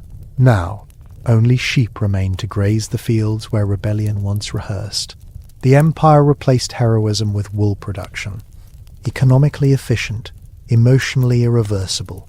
The wind slaps the shutters again, angry at your cynicism. Hard to tell whose side it's on. Perhaps storms are the only impartial historians left. You pour yourself some whiskey, more medicinal than pleasurable. It burns with biblical clarity, a sermon preached directly down your esophagus. Outside, thunder speaks like a distant cannon recalling its glory days. You smirk. Everything in this land wants to remind you of past violence. In the flicker of the hearth, shapes emerge, the kind of shadows too dense to be explained merely by light geometry. One settles near the door, as if waiting for an invitation. You tell yourself it's smoke. You've said the same about guilt before. There's an odd rhythm beyond the wall. Shuffle. Pause. Scrape. Maybe branches. Maybe something walking upright through mud that remembers bones. The collie stirs, growls softly, then places his head back down as if under employment contract not to care. You remind yourself the Highlands keep secrets older than Protestant guilt. Stone circles under moss, half-sunk cairns, abandoned glens whose names mean place where someone was forgotten. Anthropologists will one day call it cultural trauma. Here and now, it's just local weather. The storm intensifies, or maybe you're paying better attention. Rain like thrown gravel, wind like rewound bagpipes, constant and argumentative. Every gust seems to accuse you personally. You move closer to the hearth. The saint on the shelf leans its chipped head as if sympathizing, or smearing. Hard to say from this distance. Your host, the crofter, had fled hours before, eastward, muttering about a cow that never came back from grazing. There's a story here involving lights on the moor, salt circles, and someone's aunt making pacts with songs. You didn't ask questions. In these parts, curiosity is a leisure activity reserved for people who die elsewhere. Through the narrow doorframe, you glimpse the plateau, a moving grey ocean pretending to be land. Every tuft of grass trembles like an old soldier trying to remember the anthem. You think of how this very region would one day become a tourist paradise for people who believe suffering matures like cheese. They'll stand on these wet stones, pose with rentable swords, and call it heritage. If they listen harder, maybe they'll hear the same hollow hum, ancestral tinnitus, echoing rebellion and regret. The fire gasps, throwing a handful of sparks upward. One lands on your sleeve. You slap it away. The smell of singed wool blends with peat, forming the official Highland perfume, Regicide No. 5. You laugh quietly, which the room doesn't appreciate. Old buildings dislike irreverence. They creak like pensioners disapproving of your tone. You decide to track the source of that outside scraping. Careless courage, or maybe boredom disguised as bravery. You pull the cloak tight, push open the door. The moor hits you instantly, cold and feral, wet needles against your face. The wind shrieks a line of Gaelic you don't translate. It probably means fool. Visibility, minimal. The hill beyond the croft looks like an enormous sleeping animal under dirty linen. You take a few steps. The door claps shut behind you with the enthusiasm of something locking you out. Fine, let it judge. Each footprint fills with water before you can take the next. Your lantern trembles, its flame carving unreliable halos. There's the sound again. Ahead. Scrape. Pause. Scrape. It comes from near the half-collapsed tower, where locals claimed St. Ninian cursed some tax collector into stone. Medieval revenge tourism, eternal and satisfying. You push forward, boots grinding mud. The air smells of wet iron and something sweetly rotten. Sheep, corpse, hard to distinguish. Both are standard features of the Highland palate. The tower rises, a stub of masonry, round and broken, bandaged in ivy. Every ruin in this country looks like it's auditioning for melancholy's greatest hits. Lightning forks across the clouds, illuminating the stones slick as whaleskin. The scrape stops. You call out, because reason demands evidence even when the gutter's already decided on folklore. Nothing replies except wind peeling through the wall holes. For a moment you think you see movement at the base. A figure, slight, stooped, wrapped in something pale. Lightning again. No figure now. Perhaps absence is just another pose. You step closer. There's a doorway, half blocked by rubble. Inside, darkness smells of minerals and waiting. Your lantern shows carvings on the left wall. Spirals, crosses, nonsense geometries. Not clan symbols. Older, as if someone tried to write silence in stone. Thunder rolls. Through the noise, you swear you hear a voice. Low, repetitive, like a prayer that gave up meaning centuries ago. Or maybe your own imagination, desperate for company. You grin despite yourself. Congratulations, you mutter. You're haunting yourself now. The lantern flickers. Shadows twist. Rearrange.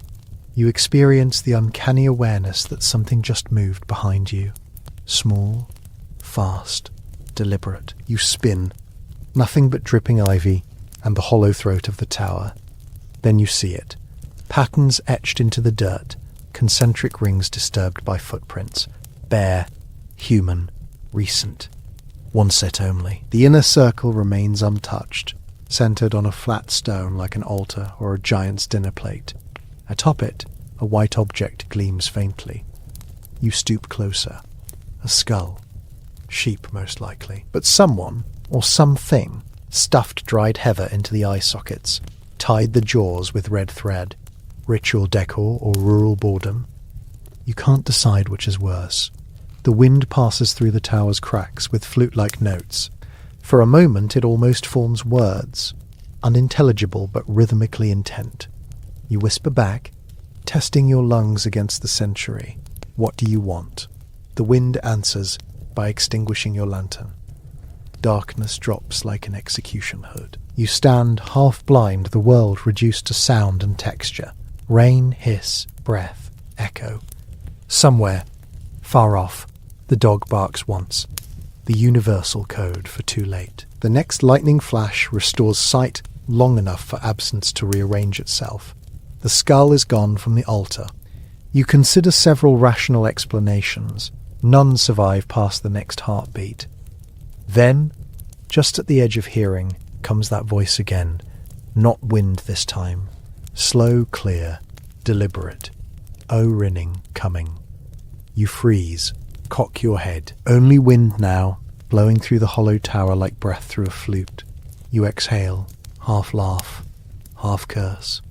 Possibly madness, possibly acoustics. Same difference. You stay until darkness takes precision. Then you step back into drizzle, oriented by instinct more than logic. The moor stretches ahead, vast, impersonal, chewing sky and ground alike. And as you start walking again, the phrase follows, quiet, inexhaustible, patient as history. You try to reason yourself out of superstition. Maybe awning was mourning, distorted by echo. Maybe lonely landscapes train the ear to hallucinate companionship. Even the brain prefers terrible explanations to none. You nod to yourself, academic consolation, and quicken your pace. By the time the cottage reappears, your bones sound like percussion instruments. You push open the door. The dog, still by the hearth, raises its head halfway, then settles back down, apparently unimpressed with your gothic subplot. Inside, the peat reasserts its power, filling your lungs with its damp, earthy sermon. You drop the lantern, wipe rain from your coat. The room feels subtly altered, less hospitable, as if someone rearranged the molecules while you were out. You glance at St. Columba. The figurine now leans the other way. You tell yourself it's thermal expansion. He tells you nothing.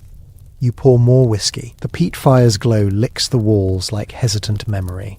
You catch yourself watching the shadows too closely, expecting movement. Every creak becomes contextual evidence. You remember reading that survivors of Highland massacres sometimes heard the dead in storms, recognizable voices calling names across centuries. Folklore as psychological first aid, but you're not grieving anyone specific. You tell yourself that, but the air refuses to believe you. The dog whines suddenly, ears perked, gaze fixed on the door. You hear it too. Footstep? No, more like a soft drag against the lintel, deliberate and inhumanly patient. Your chest tightens.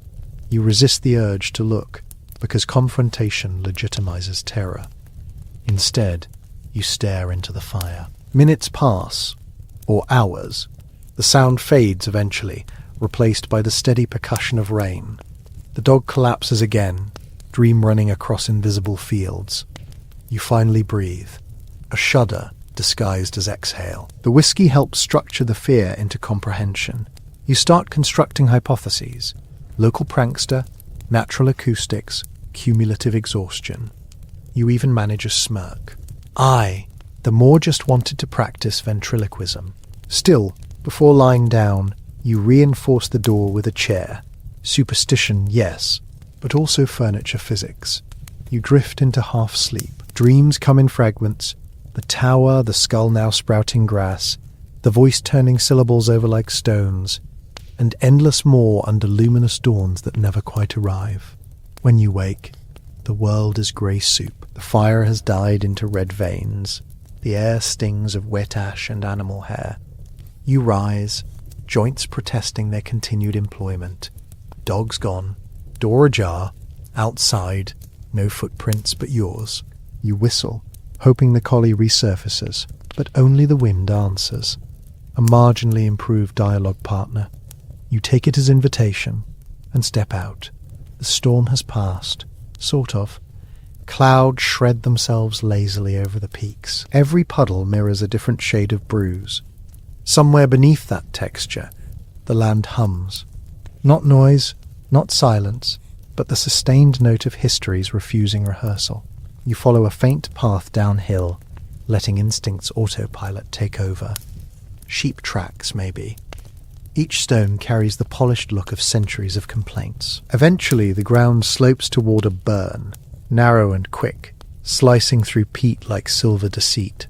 You crouch to drink, water cold enough to clarify birth defects. Across the stream you find traces of habitation, a circle of stones blackened by fire. Recent. You run fingers through the ash. Still warm. Someone's been here. Hours ago. Maybe minutes.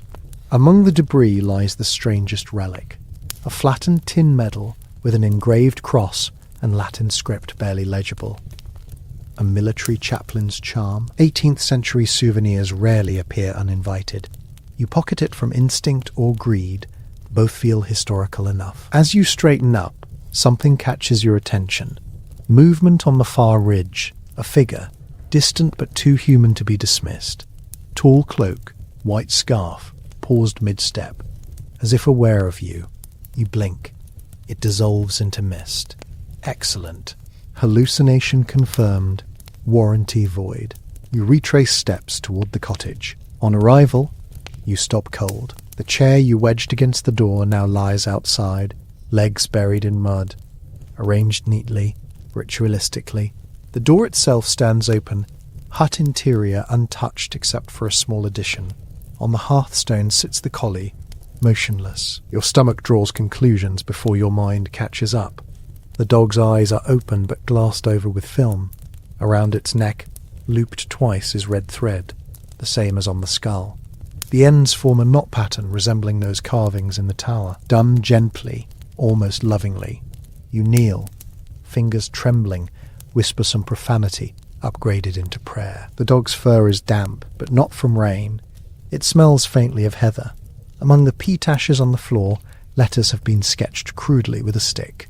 O-R-N. Unfinished, or merely beginning. You back away till your spine hits stone. Breath finds no rhythm. A laugh bubbles up out of cognitive despair. Perfect, you mutter. Even ghosts here have spelling issues. Outside, light shifts abruptly. Sun trying to commit, but failing. No birdsong. Only dripping eaves. You realize how uninhabited this entire valley feels. Miles of moor where one scream would die of loneliness before reaching another ear. Yet every gust of wind now sounds articulate, shaping vowels too familiar to dismiss. Awning. Coming. This time you answer aloud, then hurry. I'm bored. Nothing immediate follows. Only the rustle of dried heather somewhere out of sight. The whispering apology of wind through gorse. And your own pulse debating resignation. You sit again inside, facing the dead dog, as respectfully as exhaustion allows. After some thought, you carry him outside and bury him near the wall, where runoff won't expose him. You mark the spot with flint. No ceremony, just the grunt of effort and the sense that decency exists, even temporarily. While you work, the drizzle returns, light but persistent. Somewhere in that wet murmur, you think you hear another rhythm. A different phrase maybe, lower, feminine. Patience. Ends. You tell yourself it's dripping water sinking with heartbeat. Language invented by weather. Night starts leaning over the horizon again, unapologetic. You drag yourself back inside. The saint still watches. Paintless. You address him directly. Forgive me for not believing in redemption narratives. They haven't aged well. You pull cloak tighter, nurse the bottle to near extinction. The fire rekindled reluctantly. Old peat smouldering like moral compromise. Every sound in the hut acquires familiarity. Roof settling, wind reorganizing, your heart keeping inventory. Some time past midnight, a knock, gentle, exact, like two bones tapping together. You don't move. The knock repeats, same rhythm as before in the tower. Pause, pause, double tap, patience. You manage a laugh scraped from disbelief. All right, you say.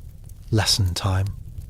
You open the door. Nothing there except fog so dense it looks carved. Then, half visible, a silhouette maybe 10 paces away. Female form, long braid, dress blending with mist. Eyes brighter than logic allows. Voice, steady, nearer than her mouth. Awning, coming. You should feel fear, but what you feel instead is recognition. The strange intimacy of déjà vu extended across generational trauma. As if the land finally spoke in complete sentences, and you were the unfortunate translator. You step forward once. The figure gestures toward the tower's direction, hand like smoke. Then she turns, dissolves along the wind's curve, atomized by history's humidity. You stand alone again. Clarity follows absurdity, as thunder follows lightning.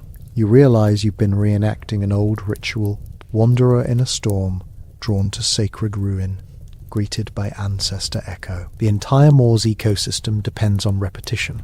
You could leave now, head east, find civilization, exchange this for anecdote. But then, leaving has always been the Highlands' most ironic tradition. Whole generations raised to depart. Clearance comes, landlords demand wool instead of people, and starving families walk the same paths you just traced to nowhere. Every footstep, a mortgage payment to empire. Maybe the ghosts simply refused eviction. You sit on a stone, let rain soak in again. The world smells of peat, ash, and pending industrial revolution. The phrase circles back, no longer language but tone, hoarse and infinite.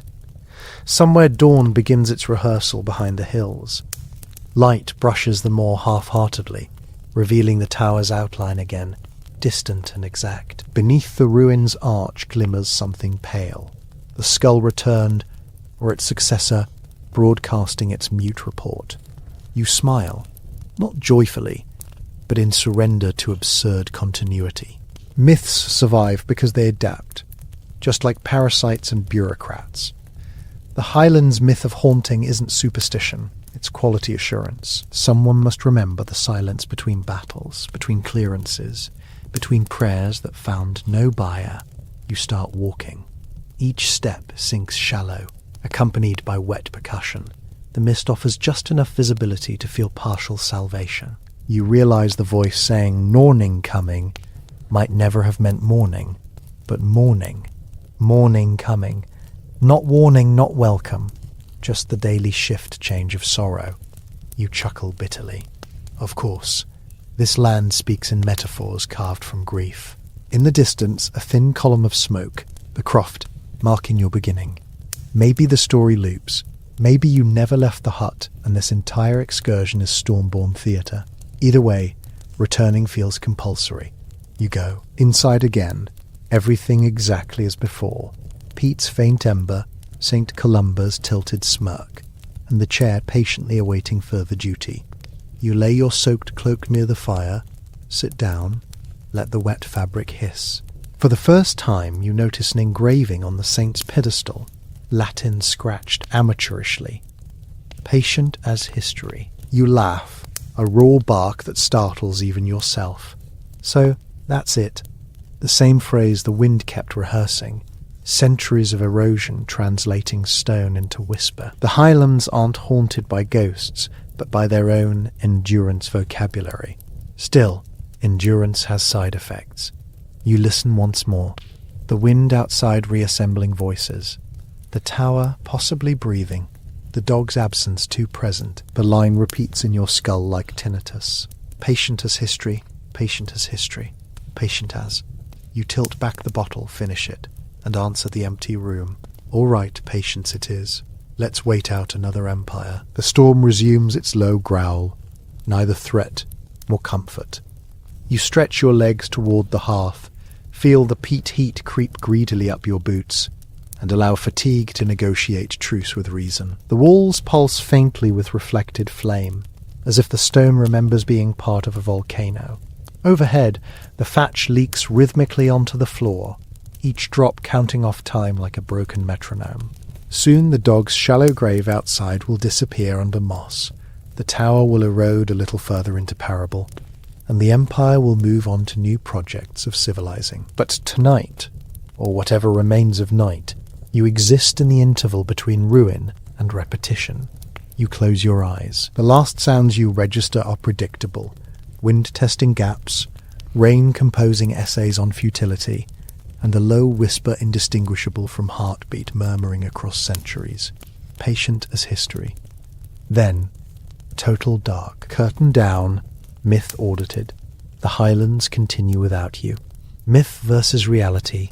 Here we are, back from the dead, standing on a hill soaked with the kind of romantic fog tourists buy postcards for, but locals curse like bad ale. The Highland myth sells bravery in tartan and dew on moors. like courage exhaled by the landscape itself.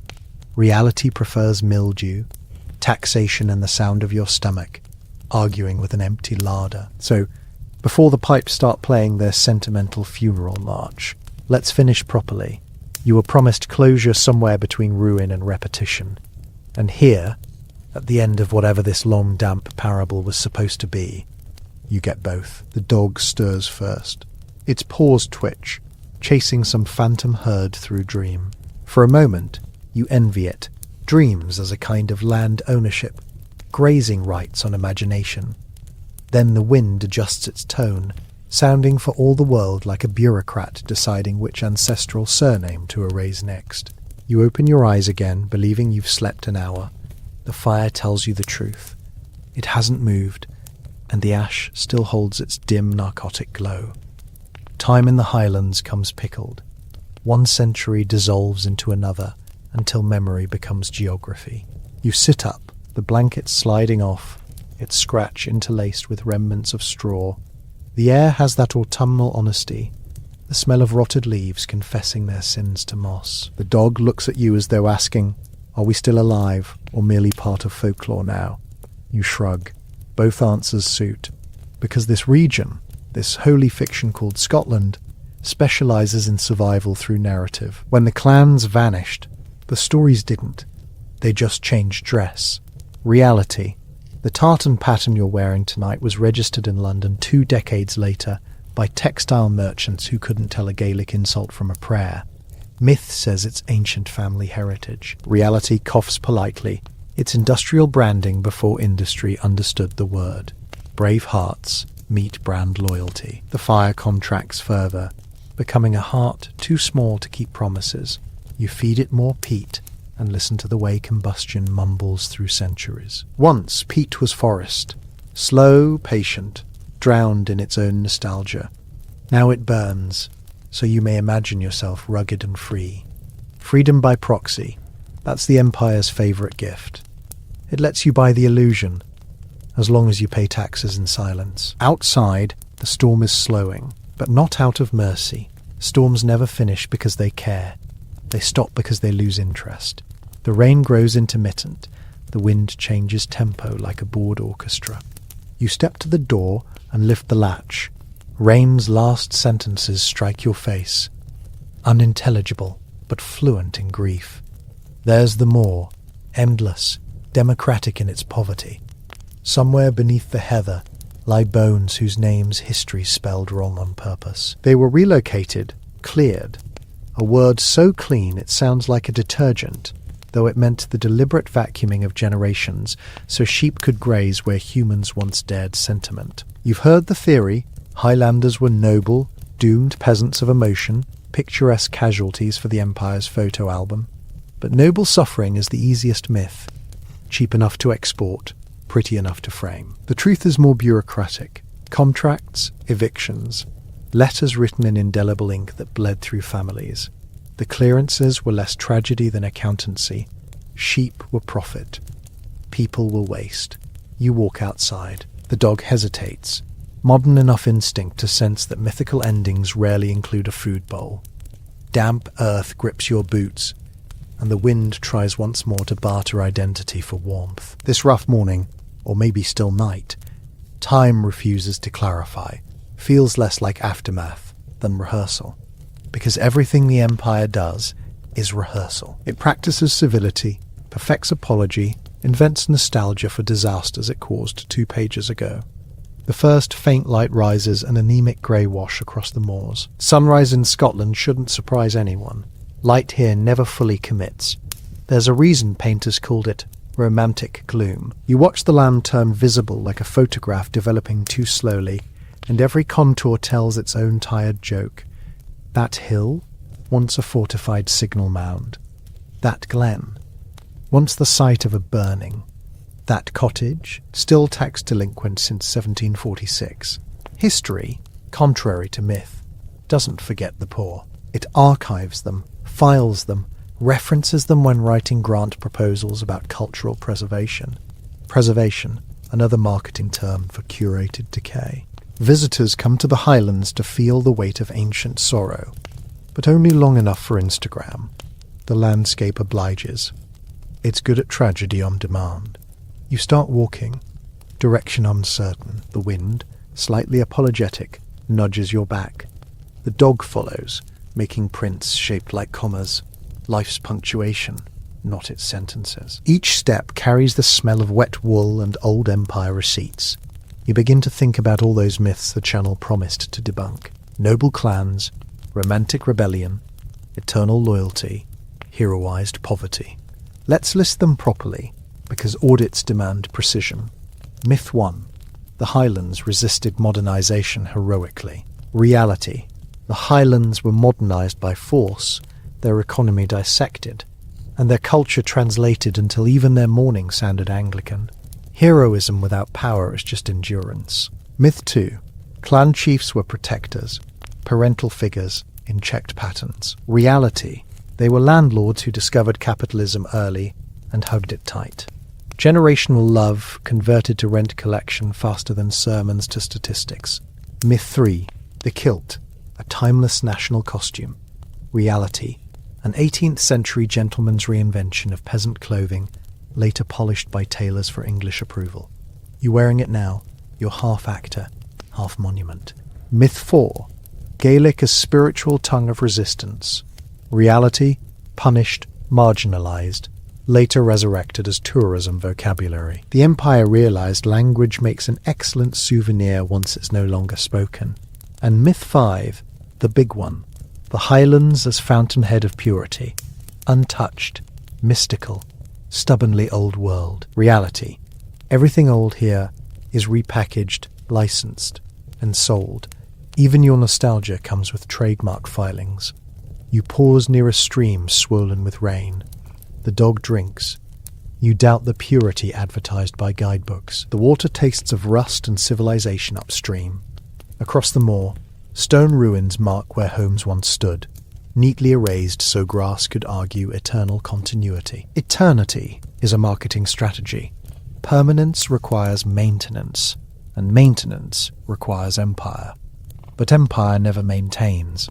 It selects decay and calls it picturesque. The storm regroups briefly, as if offended by your analysis. Another gust whips your coat, mutters a curse invented by geography. You keep moving. From certain angles, the Highlands seem untouched. That's the camera's favourite deceit.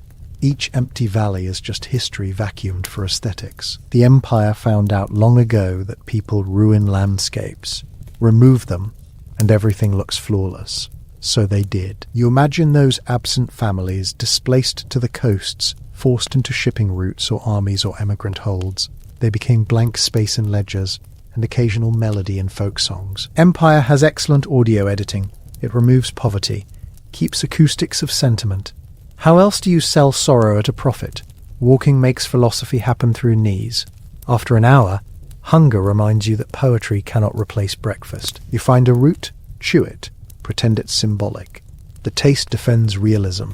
Bitterness always testifies more honestly than sweetness. The dog watches without envy. It comprehends hierarchy instinctively. Dinner belongs to survival, not narrative. Maybe you think the Highlands teach this with brutal simplicity.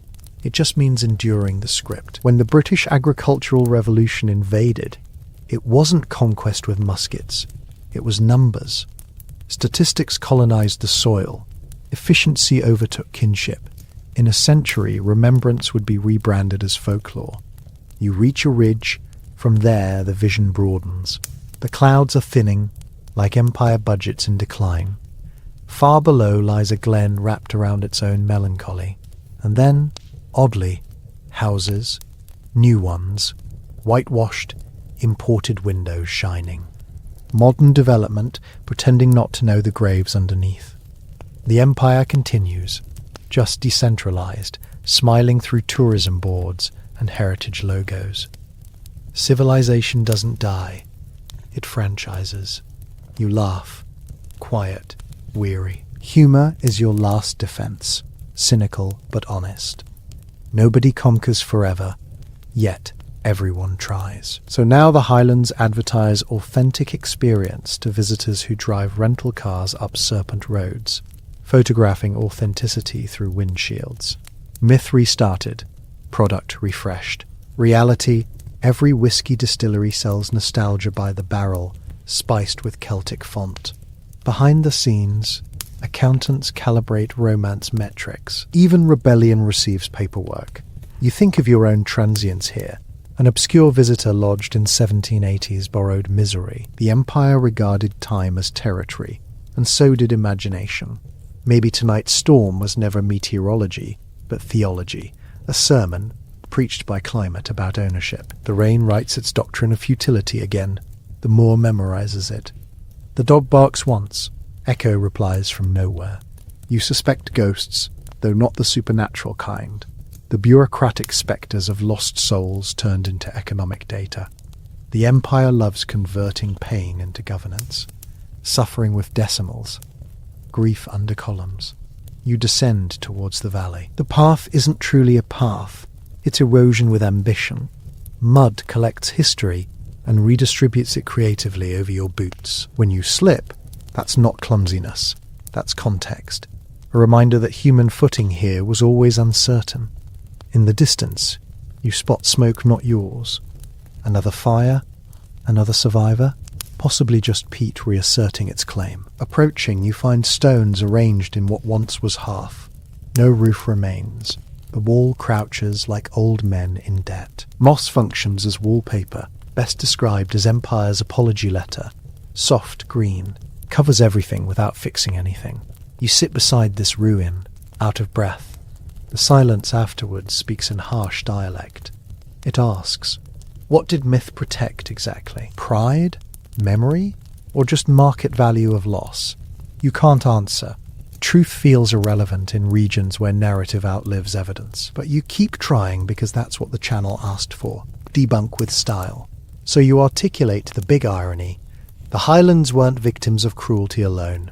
They were victims of romantic rescue. Empire conquered. Poets sympathized, investors rebranded, tourists arrived, authenticity sold out.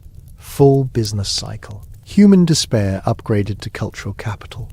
A crow lands nearby, shakes water from its wings, looks at you with entrepreneurial suspicion. You smile. Yes, even the wildlife here learned opportunism.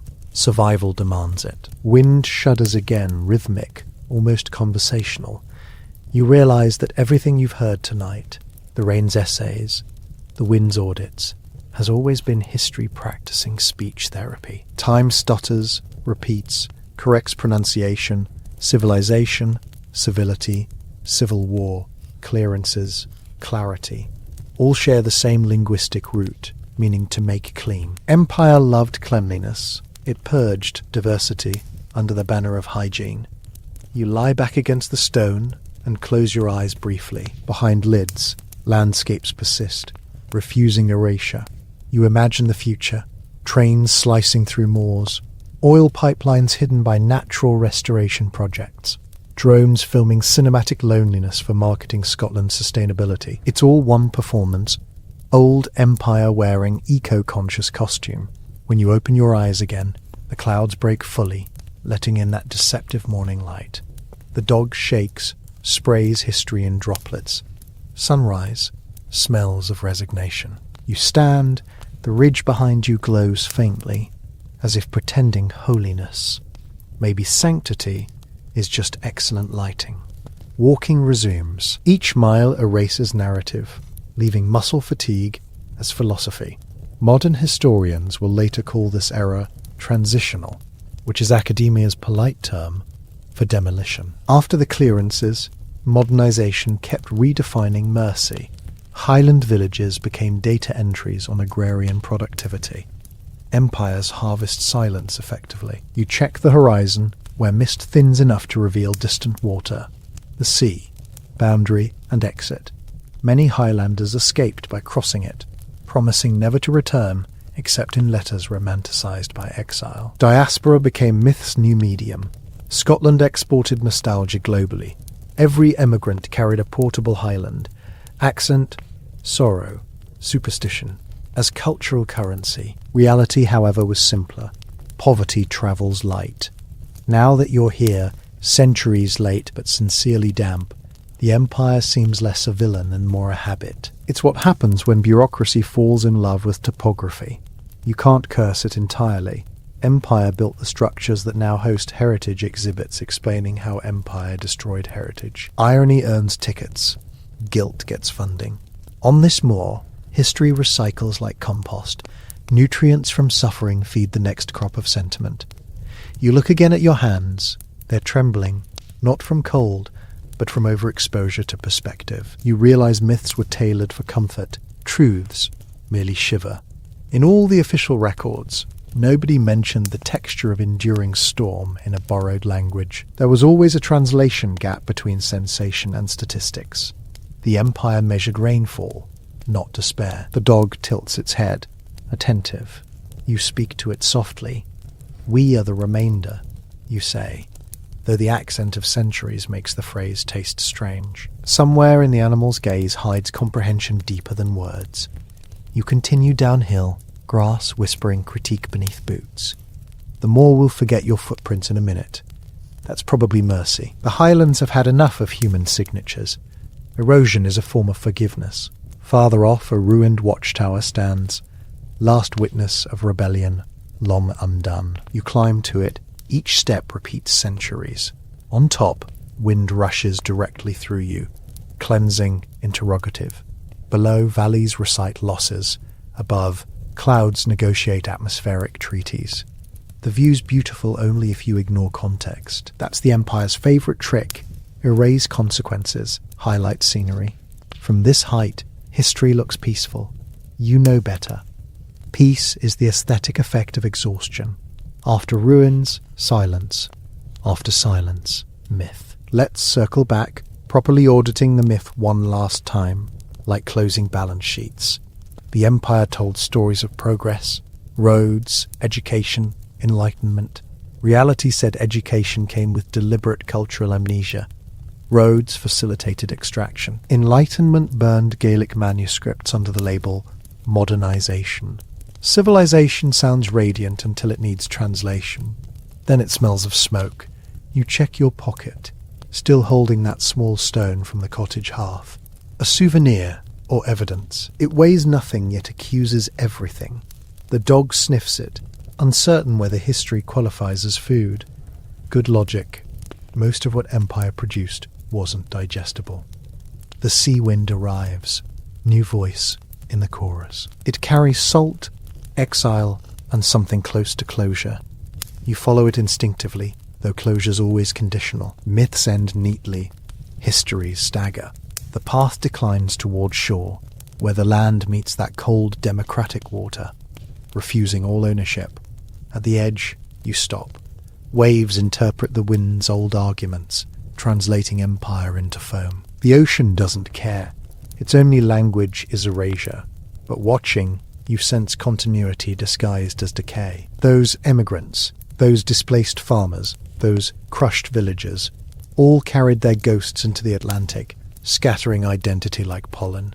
And centuries later, tourists return to inhale memory, selfie with tragedy, and call it heritage. The dog barks at the waves, sound challenging silence. The image feels biblical, creature protesting nature's indifference. You envy that audacity. Humans rename surrender as destiny. Dogs keep it honest. You sit again, this time on driftwood, eyes tracing the horizon's irony. Somewhere beyond lies lands where Scottish names became American myths, McSomething as entrepreneurial emblem, plaid on whiskey bottles promising Highland spirit. Funny how empire's victims became its marketers and diaspora. But you're not judging. You've seen how survival rewrites morality. Everyone sells what keeps them alive, even myth. Especially myth. The rain eventually quits. Thin sunlight unwraps the scene like afterthought. The dog lies beside you. You stroke its damp fur. It smells exactly like civilization. Clean only because dirt was relocated. Behind you, the moor gleams under weak grace. Century after century, this same pattern repeats. Ruin becomes folklore. Folklore becomes economy. Economy breeds nostalgia. Nostalgia sells ruin. Perfect circle. You realize the storm was rehearsal indeed, a demonstration of endurance masked as scenery. Tonight turns into morning. History resets the stage. Empire edits the script. New projects of civilizing. Always so confident. The process never ends, just mutates. Remember the opening myth? That gallant Highland with its valorous simplicity. You've now toured its backstage. The mud, the paperwork, the Empire's mothballed promises. Myth painted the Highlands as timeless courage. Reality reveals them as timeless survival. Not romantic, just stubborn. Once more that eternal marketing tagline echoes. Highland spirit. But spirit is what remains when everything else is confiscated. No empire can patent resilience. It's too unprofitable. You take a breath. The wind tastes less hostile. Maybe respect disguised as fatigue. Across water, faint sunlight breaks into shards. Currency exchange between day and death. It's peaceful. In that cynical way peace operates once violence finishes its paperwork. You think about the phrase civilizing. How easily it excuses displacement. Every empire insists it was improving someone.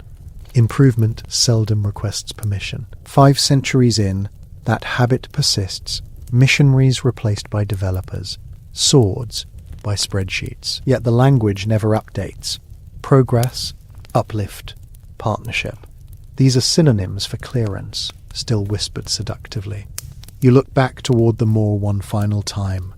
Smoke from old hearths dissipates into uniform haze. The landscape performs indifference well, maybe too well. It's the most ancient skill of conquered ground. Outweight the conquerors. Grass heals, sheep graze, moss forgets names. That's not forgiveness. It's procedure. And you, temporary witness, must leave it. Every myth needs closure. Every history deserves interruption. The dog rises reluctantly, reflecting your fatigue. Hard to tell which of you carries heavier ancestry. Before moving, you offer one silent apology, not for empire, nor for sentiment, but for comprehension. Understanding history always feels invasive. You walk inland again, reversing your earlier path. The land greets you without enthusiasm. Foot after foot, the moor absorbs. The wind, losing intensity, converts rhetoric into sighs. The rhythm steadies, like breathing after long panic. You notice your shadow stretching absurdly, skinny, theatrical. Even shadows participate in myth-making. They enlarge our importance temporarily. You climb the last ridge back toward the cottage. It waits, still there, resolutely small. Smoke rises weakly from your own fireplace. Peat continues its ancient death. The dog slips inside before you. Pattern complete. You sit where you began, facing the fire, drenched yet strangely calm. Flames no longer threatening, just bureaucratic, cataloguing heat. Around you, everything resumes the patient continuity of decay. The empire keeps moving elsewhere. New colonies of efficiency, new manifestos of kindness delivered through commerce. The Highlands remain, not preserved, just persistent. You look into the fire, its hypnotic account auditing centuries. Each spark equals a document burned, each crack a proclamation reversed. The dog curls at your feet. Silence expands until it feels infinite, the kind of vast quiet that precedes historical footnotes. You understand then, empire always believed it ended things, but history merely archived the pause. And you, this weary witness, this outsider, exist momentarily between those pauses, watching myth finish its fiscal year. Every tourist, every storyteller, every scholar will later reopen the file. But for now the page closes. You close your eyes once more. The wind has surrendered to fatigue, testing gaps without conviction. Rain drafts its last essay on futility, punctuation by droplets. Buried within the silence is that whisper, steady, indistinguishable from heartbeat, still reciting across centuries, patient as history. Then total dark, curtain down, myth audited. The Highlands continue without you. History naturally shrugs.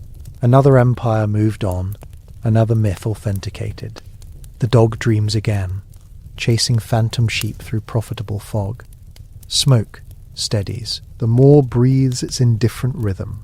Somewhere, future civilizations prepare promotional brochures assuring visitors that Scotland healed beautifully after progress. Reality smiles faintly. Healing was never requested. And as peat fades, the hearth mutters its last line. Dry, precise, unforgiving. Nothing was civilized. Everything was accounted for.